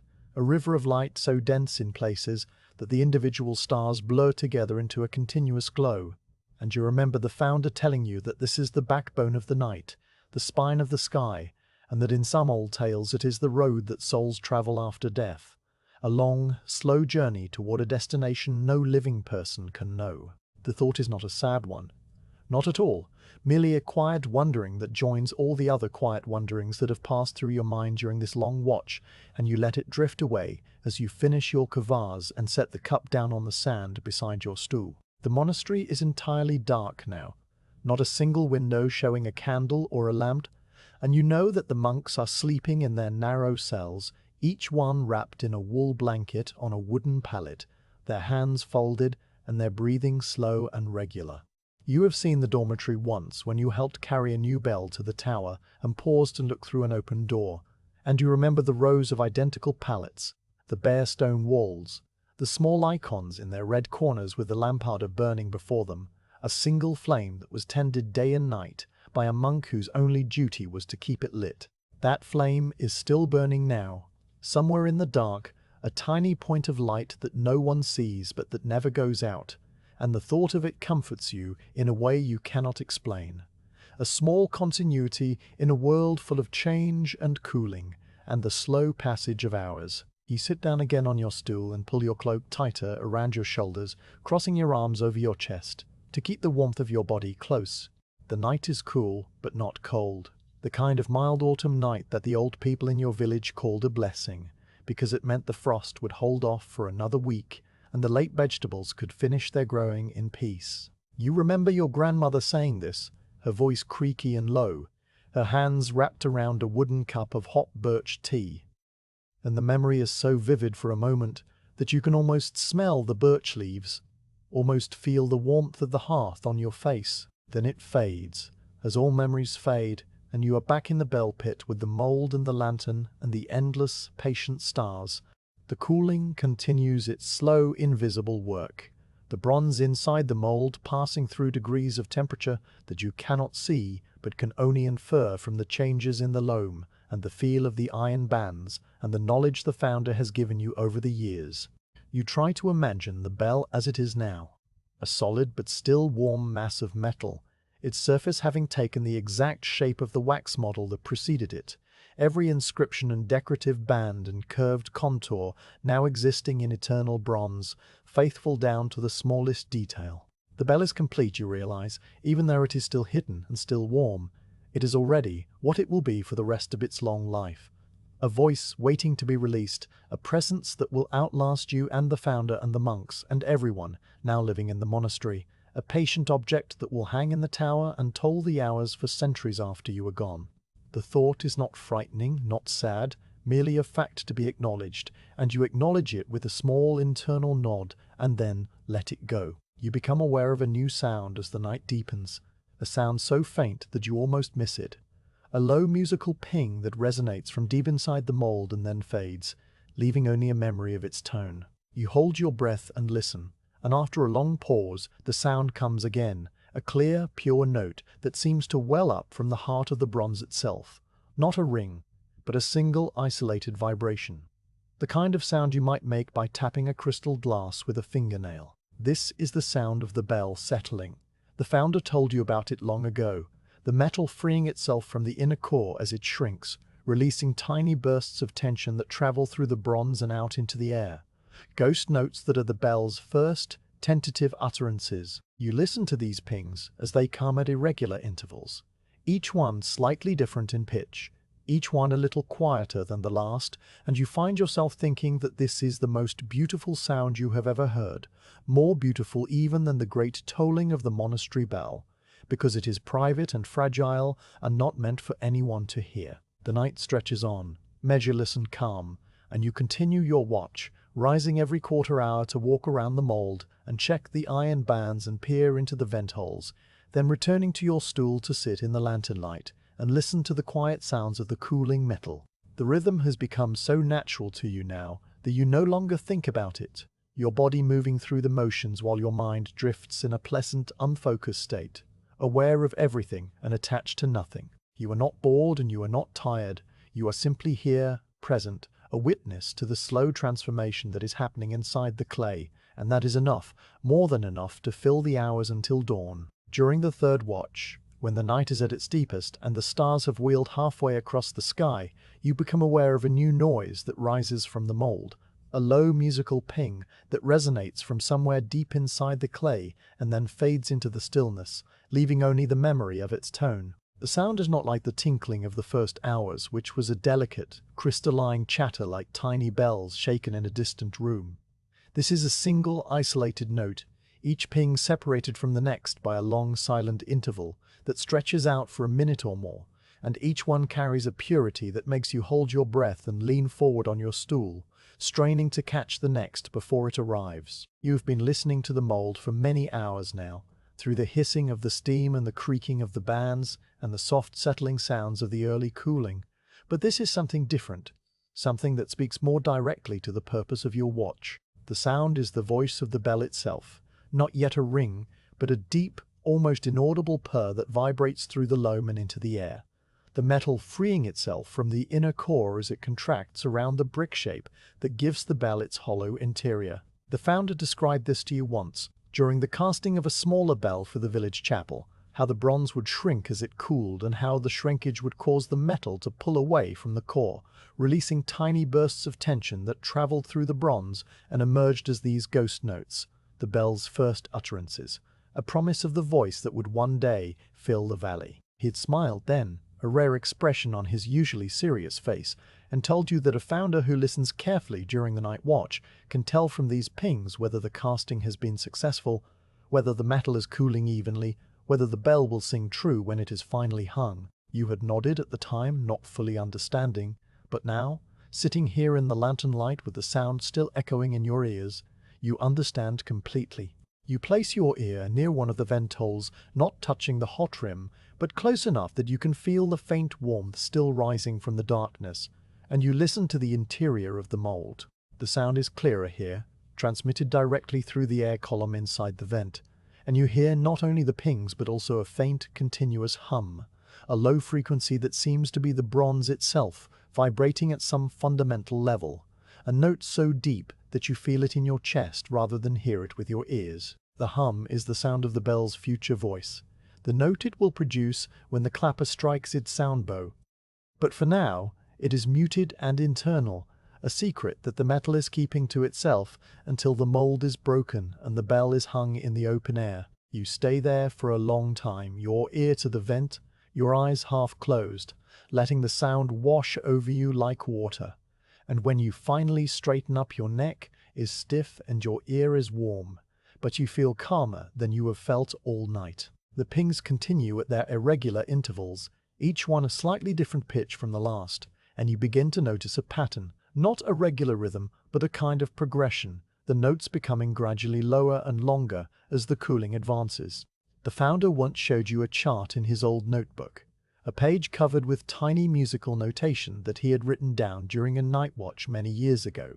recording the sequence of ping tones that emerged from a cooling bell and how they descended in pitch as the temperature dropped. He'd explained that the pitch of the ping was related to the stiffness of the metal, that hot bronze was softer and produced a higher, thinner note, while cooler bronze was stiffer and produced a lower, fuller note, and that by tracking this descent, a careful listener could estimate the temperature inside the mold without ever touching it. You are not skilled enough to do this yourself, not yet, but you listen with an ear that is learning, storing the sounds away in your memory for future reference, knowing that one day you may be the founder watching over your own casting and needing to know what the bronze is telling you. You step back from the mold and let your gaze rest on its outline against the starry sky, the dark shape of it rising from the pit like a silent sentinel, its bell-like silhouette now a promise of what lies within. The mold is no longer just a shape made of clay and dung and sand,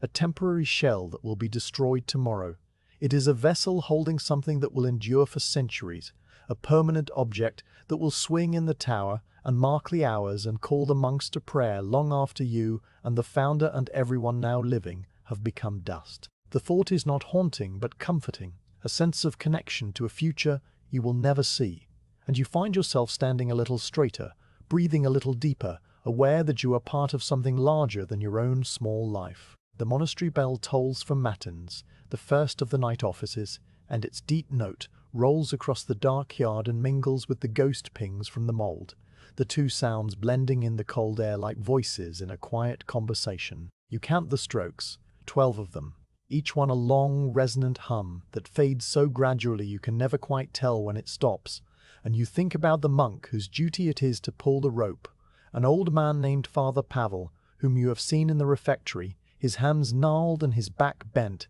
but his eyes still bright and kind. He is awake now, as you are awake, pulling the bell rope in the dark tower while the rest of the monastery sleeps, and this shared wakefulness creates a bond between you, a silent fellowship of the night hours that needs no words to be understood. After the tolling ceases, the silence returns, deeper than before because of the contrast, and you become aware of other sounds that had been masked by the great bell's voice. There is a faint rustling in the grass at the edge of the pit,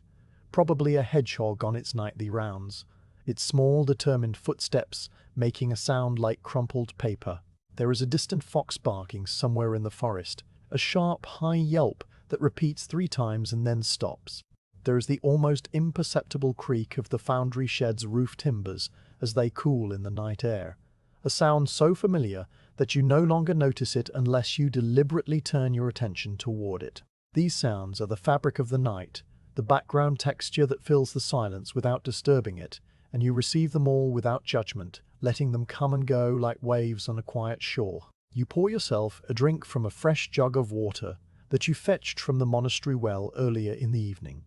the water still cool and tasting faintly of the deep limestone spring that feeds the well,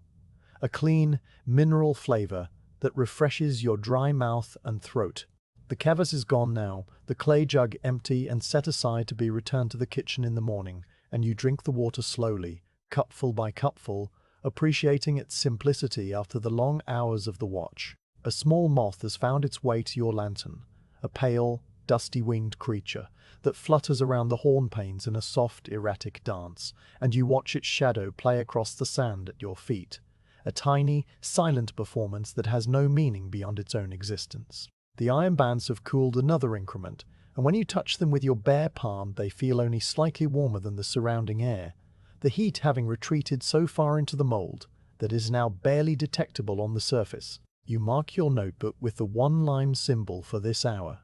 the first time you have used it since the pour, and the sight of that single line gives you a quiet satisfaction, a sense of progress that is measured not in words or actions, but in the slow, steady decline of temperature that you have been tracking since morning. The notebook pages are nearly full now, the column of marks running from the top of the page to the bottom, and you will need to start a new page for the next casting, a small mundane detail that nonetheless pleases you because it means you have done your work faithfully, have recorded what needed to be recorded, have been present for every hour of the watch. You think about the founder again, wondering if he is awake in his narrow room, listening to the same matins bell and drawing his own conclusions about the progress of the cooling. He would be able to tell from the sound alone how the casting has gone, his experienced ear picking out nuances that you cannot yet hear, and the thought of his attention, his care, his decades of knowledge focused on this one mold in this one monastery, in this one monastery, in this one quiet decade of a troubled reign, fills you with a respect that borders on reverence. You are his apprentice, his student, the person he has chosen to carry his knowledge into the next generation, and in moments like this, in the deep silence of the night with the pings of the settling bell in your ears, you understand the weight of that choice, and you resolve, quietly and without drama, to be worthy of it. The ping sounds have become less frequent now, the intervals between them stretching to several minutes, and each note is lower than the last, a slow descent into the bass register that you can follow with your unaided ear. You imagine the bronze inside the mold, its surface now a dull, dark red, its interior still faintly glowing, the whole mass of it contracting around the brick core that gives it its hollow shape. The contraction is happening at a rate smaller than the growth of a fingernail in a day, a movement so slow that no eye could perceive it. But the pings are the evidence of its reality, the sound of atoms rearranging themselves into a new, permanent structure, a crystalline lattice that will hold its shape for as long as the bell exists, which will be longer than any human lifespan, longer than the monastery itself, perhaps longer than the trees in the birch grove and the stones in the chapel walls. The thought is vertiginous for a moment, a glimpse of a timescale so vast that your mind cannot hold it, and then it passes, leaving you once again in the present, on your stool, in the lantern light, with the mold before you and the stars above, and the quiet night wrapped around you like a cloak. You stand and walk another slow circuit around the pit, your legs stiff from sitting, but not painfully so, the movement a welcome change after the long stillness. The sand crunches under your boots, the sound loud in the silence but not jarring, and you pause at the northern side of the mold, where the birch grove is visible as a dark mass against the slightly lighter sky. The trees are motionless now, the night breeze having died away entirely, and the stars above them are as still as painted lights, the whole scene as fixed and eternal as an icon in a church. You stand there for a long moment, breathing the cool air and feeling the solid earth beneath your feet,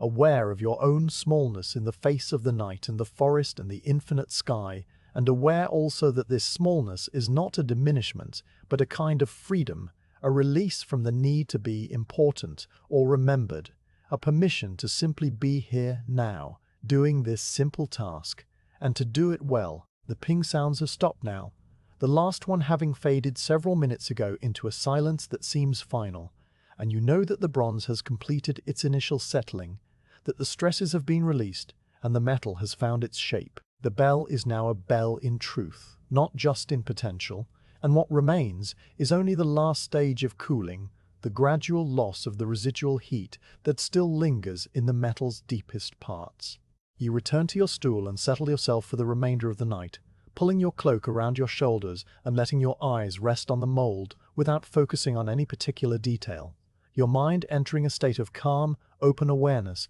that is not quite waking and not quite sleep, but something in between, a state that the founder calls the watcher's rest and that he says is the true gift of the night watch, a peace that comes only from longness and patient attention and the quiet companionship of cooling bronze. Morning does not come quickly, not in the way it does in summer when the sun leaps above the horizon and the birds erupt in a sudden frantic chorus. Instead, it approaches through the measured call of the monastery bells marking the night offices, each toll a step on a long, slow stairway leading from darkness into light. You have been in the pit for so many hours now that time has lost its sharp edges, the minutes and hours blurring together into a single continuous flow that you move through without resistance, a swimmer in a warm, slow river. The bells are your only markers, the only fixed points in the formless stretch of the night, and you find yourself listening for them with a quiet anticipation,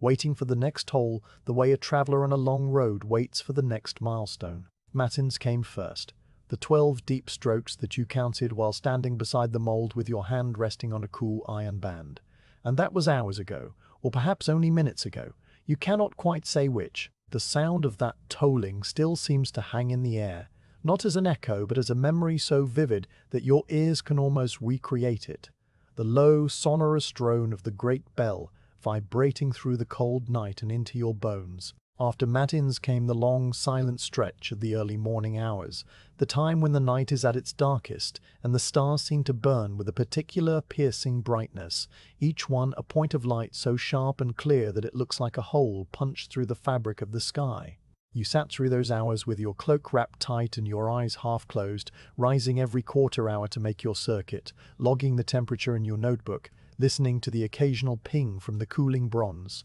a sound that had become so rare now that each occurrence felt like a small gift. Lauds came before dawn, the office that the monks sing in the last darkness before sunrise, and its tolling was lighter than matins, fewer strokes and a slightly quicker rhythm, as if the bell itself sensed that the night was ending and was eager to greet the day. You stood up from your stool when you heard the first stroke and walked to the edge of the pit, looking toward the chapel where a faint glow of candlelight was now visible through the high windows,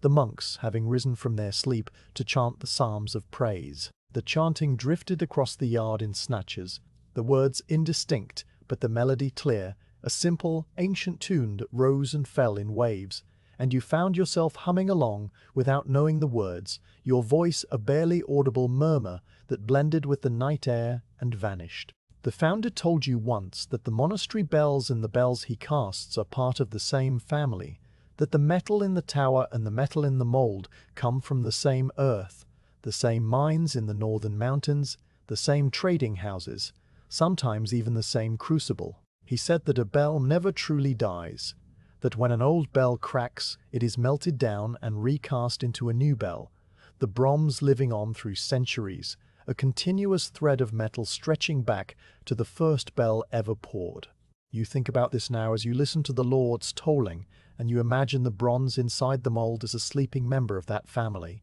a child that has not yet spoken but that will one day join the great conversation of bells that has been going on since long before you were born, and that will continue long after you are gone. A conversation measured not in words but in resonant, decaying notes that roll out over forests and villages. The sky has begun to change by the time the Lord's tolling fades, a subtle lightening in the east that is not yet dawn, but the promise of dawn, a pale grey wash that seeps upward from the horizon and dilutes the blackness of the night. The stars do not disappear all at once, but fade one by one, the faintest ones going first while the bright ones linger stubbornly, refusing to surrender until the last possible moment. You watch this process with the same patient attention that you have given to the mold all night, noting how the color of the sky shifts from black to deep blue to blue-gray, how the silhouette of the birch grove becomes sharper and more defined, how a single bird, an early thrush perhaps, begins to sing a tentative, questioning song from somewhere deep in the forest.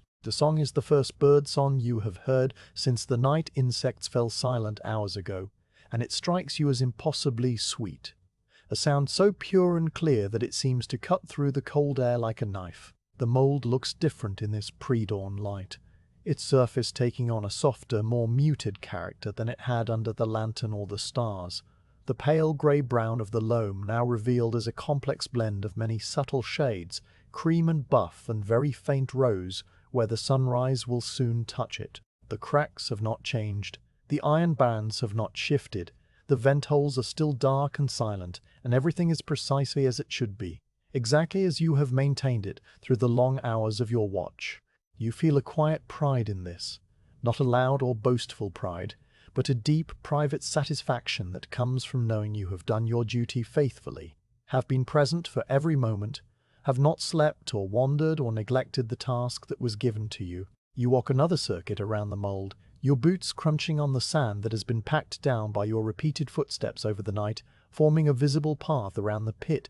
that traces the route you have walked. So many times you could follow it with your eyes closed. The sand is cool and slightly damp from the night dew, and it clings to the soles of your boots in small dark clumps that you will need to scrape off later. At the northern side of the pit, where the mold's shadow fell for most of the night, the sand is noticeably cooler than on the southern side, and you pause to touch it with your fingers, feeling the difference, a small variation in temperature that means nothing but that you notice anyway, because noticing is what you are here to do. The founder appears at the edge of the pit without warning, his figure emerging from the grey pre-dawn light, like a ghost taking shape, and you start slightly before recognizing the familiar outline of his shoulders, the particular way he holds his head, the old leather apron that he wears even when there is no work to be done. He does not speak, does not greet you, but simply descends the 3 wooden steps into the pit and walks slowly around the mold, his eyes moving over the loam surface with the same careful attention that you have been giving it all night.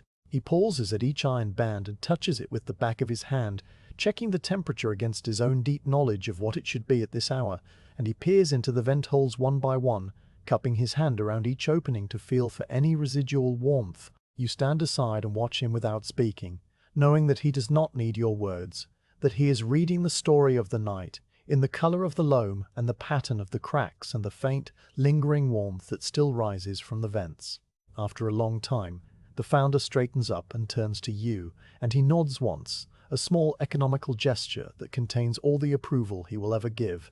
and it is enough, more than enough, to fill you with a warmth that has nothing to do with the cooling bronze. He says nothing, but his silence is a kind of speech, conveying everything that needs to be conveyed.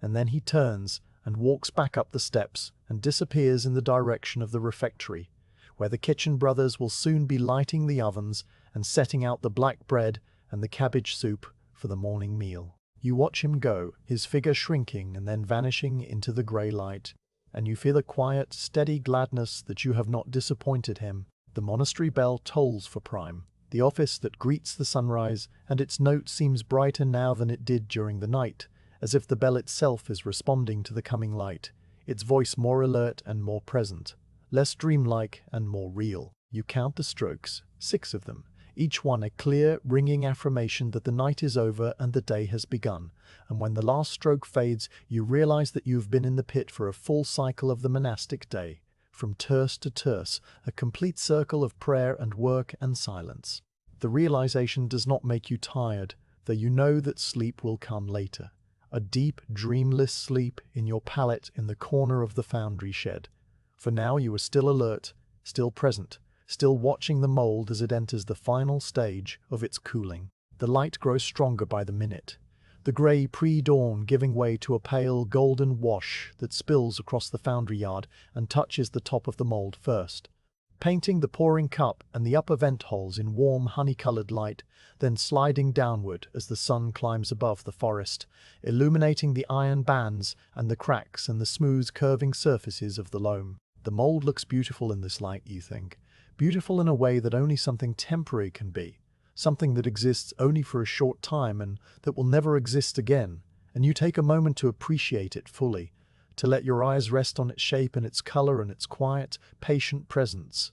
knowing that in a few hours it will be broken into pieces and scattered in the pit, its work complete. The thought is not sad, merely a recognition of the way things are, the way they have always been and always will be, and you let it pass through you without clinging to it, turning your face toward the sun and feeling its warmth on your skin, the first direct warmth you have felt since the pour, a warmth that comes from the sky rather than from the earth, a new day beginning. In the last hour before sunrise, when the sky has brightened to a pale pearl grey, but the sun itself is still hidden behind the eastern forest, the mold is cool to the touch on the outside, its surface temperature now indistinguishable from the morning air that surrounds it. You place your forepalm flat against the loam and hold it there for a long moment, feeling nothing but the dry, slightly gritty texture of the fired clay, the warmth that was so present and so alive during the night having finally retreated into the deepest interior of the bronze,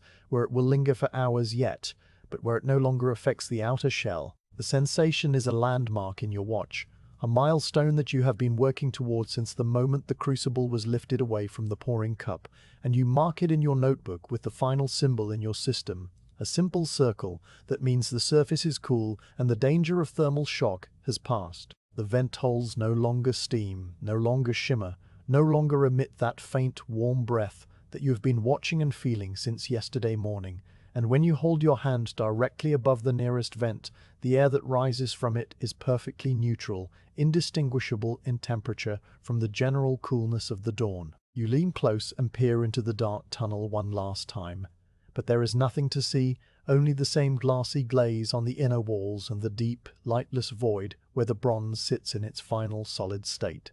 A darkness so complete that it seems to absorb the lantern light, rather than reflect it. The bronze has become what it will be, has taken its permanent shape, has settled into the crystalline structure that will determine its voice for the next 500 years, and now all that remains is the final, slow dissipation of the last residual heat, a process that will continue on its own without any need for your attention. You stretch your legs and walk slowly around the pit, noticing the way the loam surface has dried to a uniform pale grey, marked only by the imprints of your own checking fingers over the many hours, a scattered archipelago of faint oval depressions that trace the routes you have walked and the places where you paused to feel the temperature. The checking cracks have not changed since the middle of the night, their edges now dry and slightly crumbly when you touch them with a careful fingertip, the clay having given up the last of its moisture to the air and to the heat of the bronze. The iron bands are cool and inert, their rust-flecked surfaces showing a faint bloom of dew that has condensed from the night air, and when you tap one with your knuckle, it rings with a flat, solid sound, not the resonant note of the hot hours, but a dull, contented thud that says the work is done. The founder told you once that the final cooling is the most deceptive part of the watch, because everything looks finished and safe, and yet the bronze is still vulnerable, still capable of cracking if the mold is broken too soon, still needing the patience that is the founder's greatest virtue. He said that more bells have been ruined by impatience at this stage than by any other cause, that young apprentices feel the surface cool and assume the work is over and rush to break the mold, releasing the bell into the cold air while its heart is still hot and full of stress. And the bell splits with a sound like a dying animal,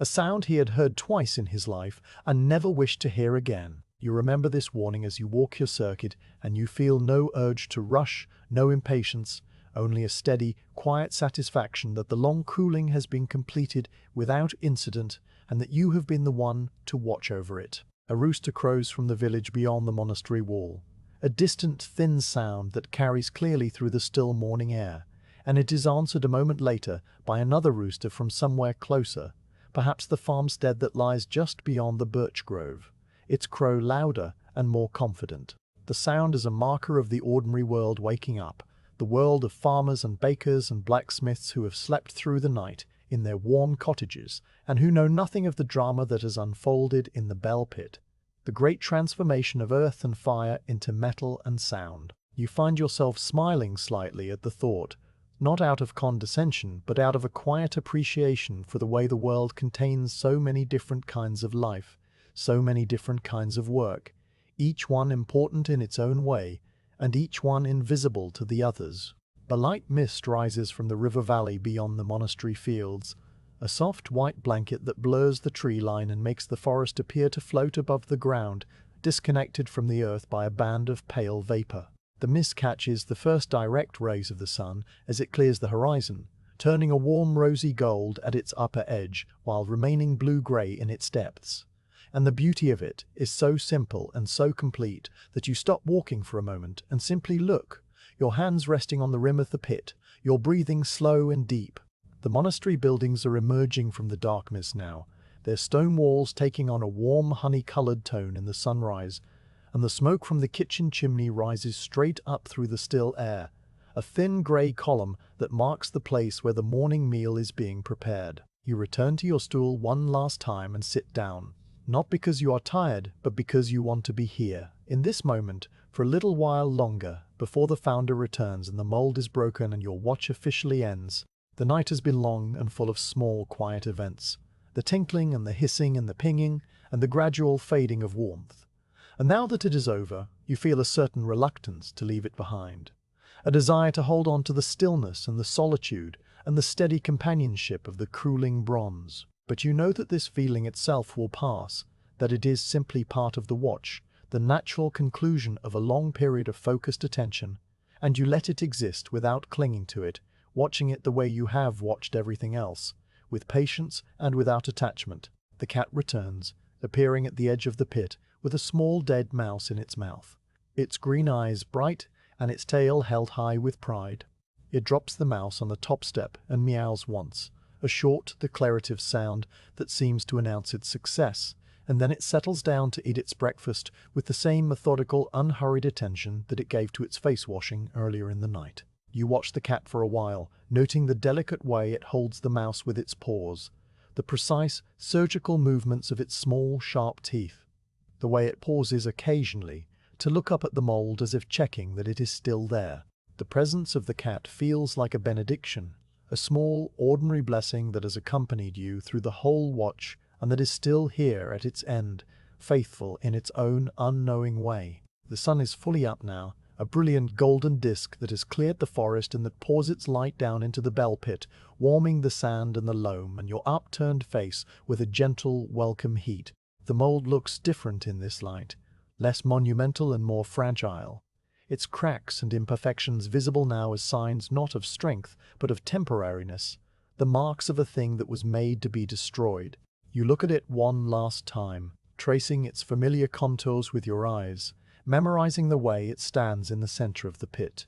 the way the morning light falls across its surface, the way the iron bands gleam dully in the new sun. You will never see it like this again, a complete, unbroken shell holding its secret within, and you want to remember it, to carry this image with you into the future as a reminder of what it means to watch and wait and do nothing but be present. You hear footsteps on the path, the sound of 2 or 3 people approaching the foundry yard, and you know without looking that it is the founder and his assistants come to break the mold and free the bell. You rise from your stool and gather your things, the empty water jug and the kava's cup, and the notebook and the worn leather satchel, and you step back from the mold to give them room. Your watch officially over, your duty done. The bronze has cooled, the loam has dried, the cracks have checked, the vents have breathed their last steam, and the bell is inside, whole and silent, waiting to be born. You stand at the edge of the pit and watch the founder approach,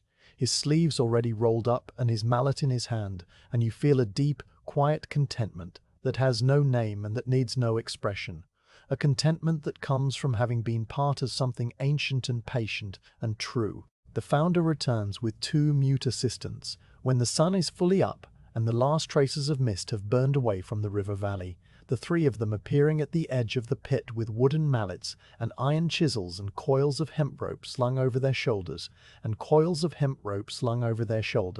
The The founder himself carries nothing but a small brass hammer that you have seen many times before, its handle worn dark by decades of grip, and its head polished to a dull gleam. The tool he uses only for the breaking of molds, a ritual object as much as a practical one. His face is calm and rested, the night having done its work on him, as it has on the bronze, and he nods to you once as he descends the wooden steps,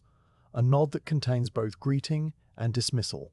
acknowledging your watch and releasing you from it in the same small gesture. You step aside to the edge of the pit, but you do not leave, because you want to see the bell emerge, want to witness the final act of the long process that you have been part of since yesterday morning, and the founder does not send you away, understanding without words that an apprentice must see the breaking to understand the full arc of the work. You find a spot against the pit's wooden retaining wall where you can stand without being in the way, and you fold your hands behind your back and settle into watching this new phase with the same patient attention that you gave to the cooling, aware that you are about to see something you will remember for the rest of your life. The assistants move with the slow, practiced economy of men who have done this many times before, setting down their tools on the sand and beginning a careful inspection of the mold, walking around it just as you walked around it all night, touching the iron bands and the checking cracks in the rim of the pouring cup. One of them, the older one, whose name is Stepan and who has been with the founder since before you were born, looks over at you and gives a small, barely perceptible tilt of his head, a gesture that might mean nothing or might mean that you have done well, and you receive it without needing to interpret it, letting it be what it is. The founder begins by loosening the iron wedges that hold the binding bands tight against the loam surface, using the brass hammer to tap each wedge gently sideways, working his way around the mold in the same careful circuit that he followed when he tightened them before the pour. The wedges come free with soft, dull clicks, their blackened points sliding out of the clay and into his waiting hand, and he passes each one to Stepan, who sets them in a neat row on the sand, arranged by size and position so that they can be used again for the next mold. The iron bands themselves are left in place for now, still encircling the mold, but no longer gripping it, their tension released, their work complete. You watch the founder's hands as he works, noticing the way they move with absolute economy, never wasting a gesture, never hesitating or correcting, each tap of the hammer exactly as hard as it needs to be, and no harder. These are the hands of a man who has been doing this work for 40 years, since he was an apprentice younger than you are now, sweeping the floors of a foundry in Pskov and watching his own master break molds in exactly this way, with exactly these tools, speaking exactly these same few, quiet words of instruction to the assistants who helped him. The continuity of it strikes you. The long chain of knowledge passing from hand to hand, from eye to eye, from one generation of founders to the next, a chain that now includes you and that will, if you are faithful and attentive, one day pass through you to someone else, someone who is not yet born, who may not be born for decades, but who will stand where you are standing now and watch a mold being broken and understand what it means. The founder picks up a wooden mallet and an iron chisel with a wide flat blade, and he positions the chisel at the seam where the pouring cup meets the main body of the mold,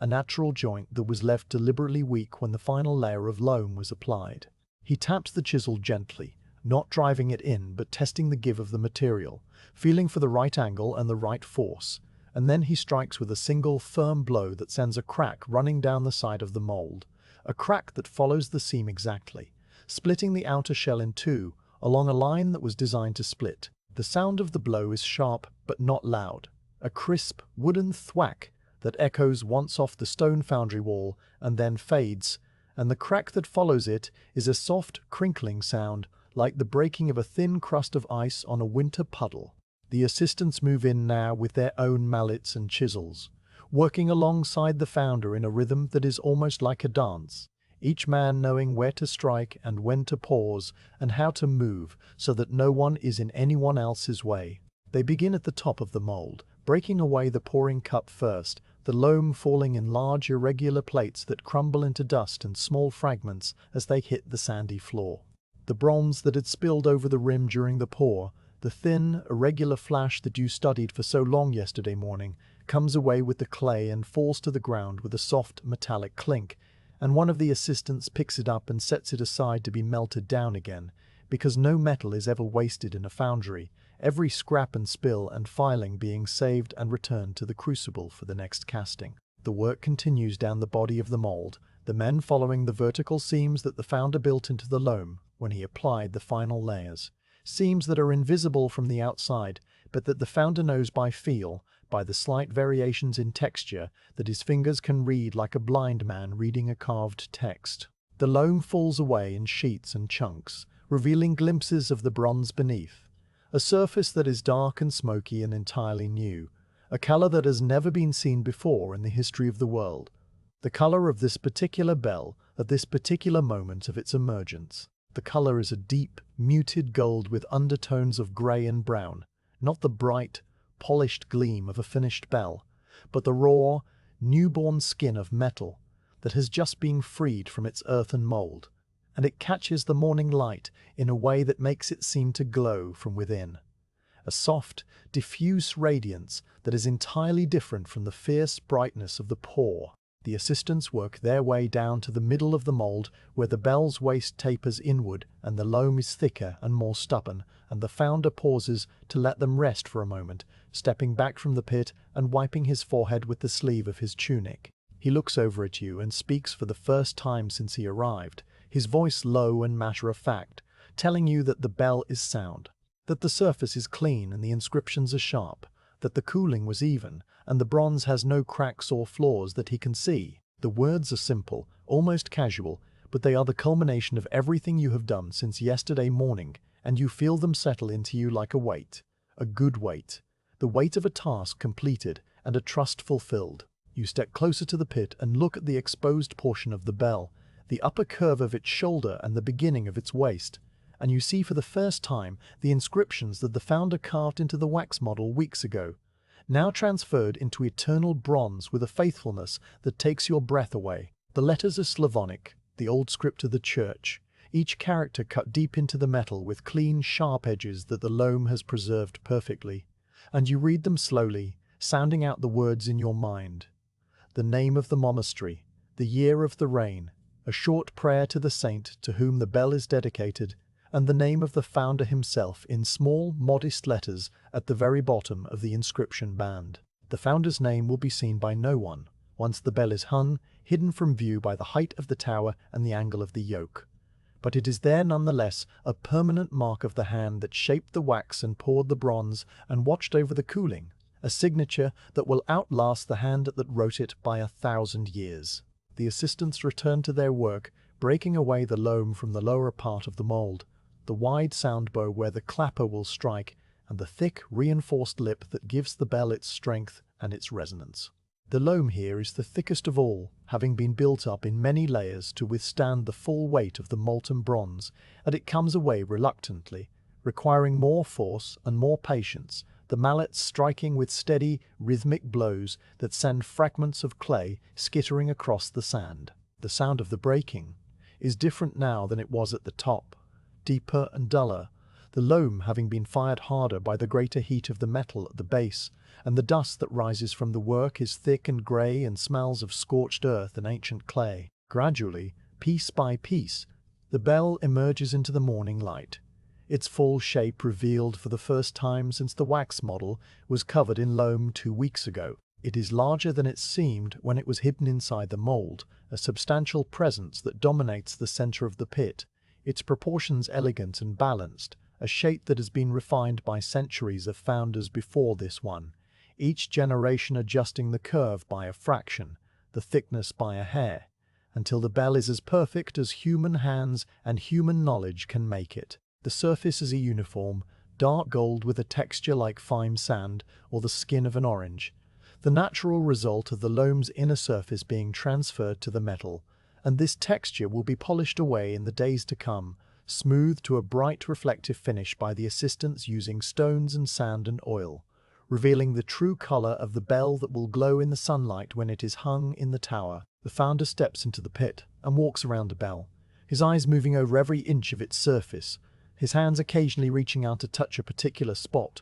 feeling the texture, checking the sharpness of the inscriptions, testing the thickness of the sound bow by tapping it gently with the brass hammer. The tap produces a low, resonant note that fills the pit and rolls out across the foundry yard, the first true sound of the bell, not the ghost pings of the cooling metal, but the full, living voice of the finished object. And the note is so pure and so deep that the cat startles from its spot at the edge of the pit and bolts toward the kitchen, its tail bushed out in surprise. The founder nods to himself, a small private gesture of satisfaction that you've seen before, and he sets down the brass hammer on the sand and clasps his hands behind his back, his inspection complete. The assistants now begin the work of clearing away the debris, shoveling the broken loam into a wooden barrow to be taken to the clay pit and mixed with fresh material for the next mold, sweeping the sand clean around the bell, removing the iron bands and stacking them against the foundry wall where they will wait for the next casting.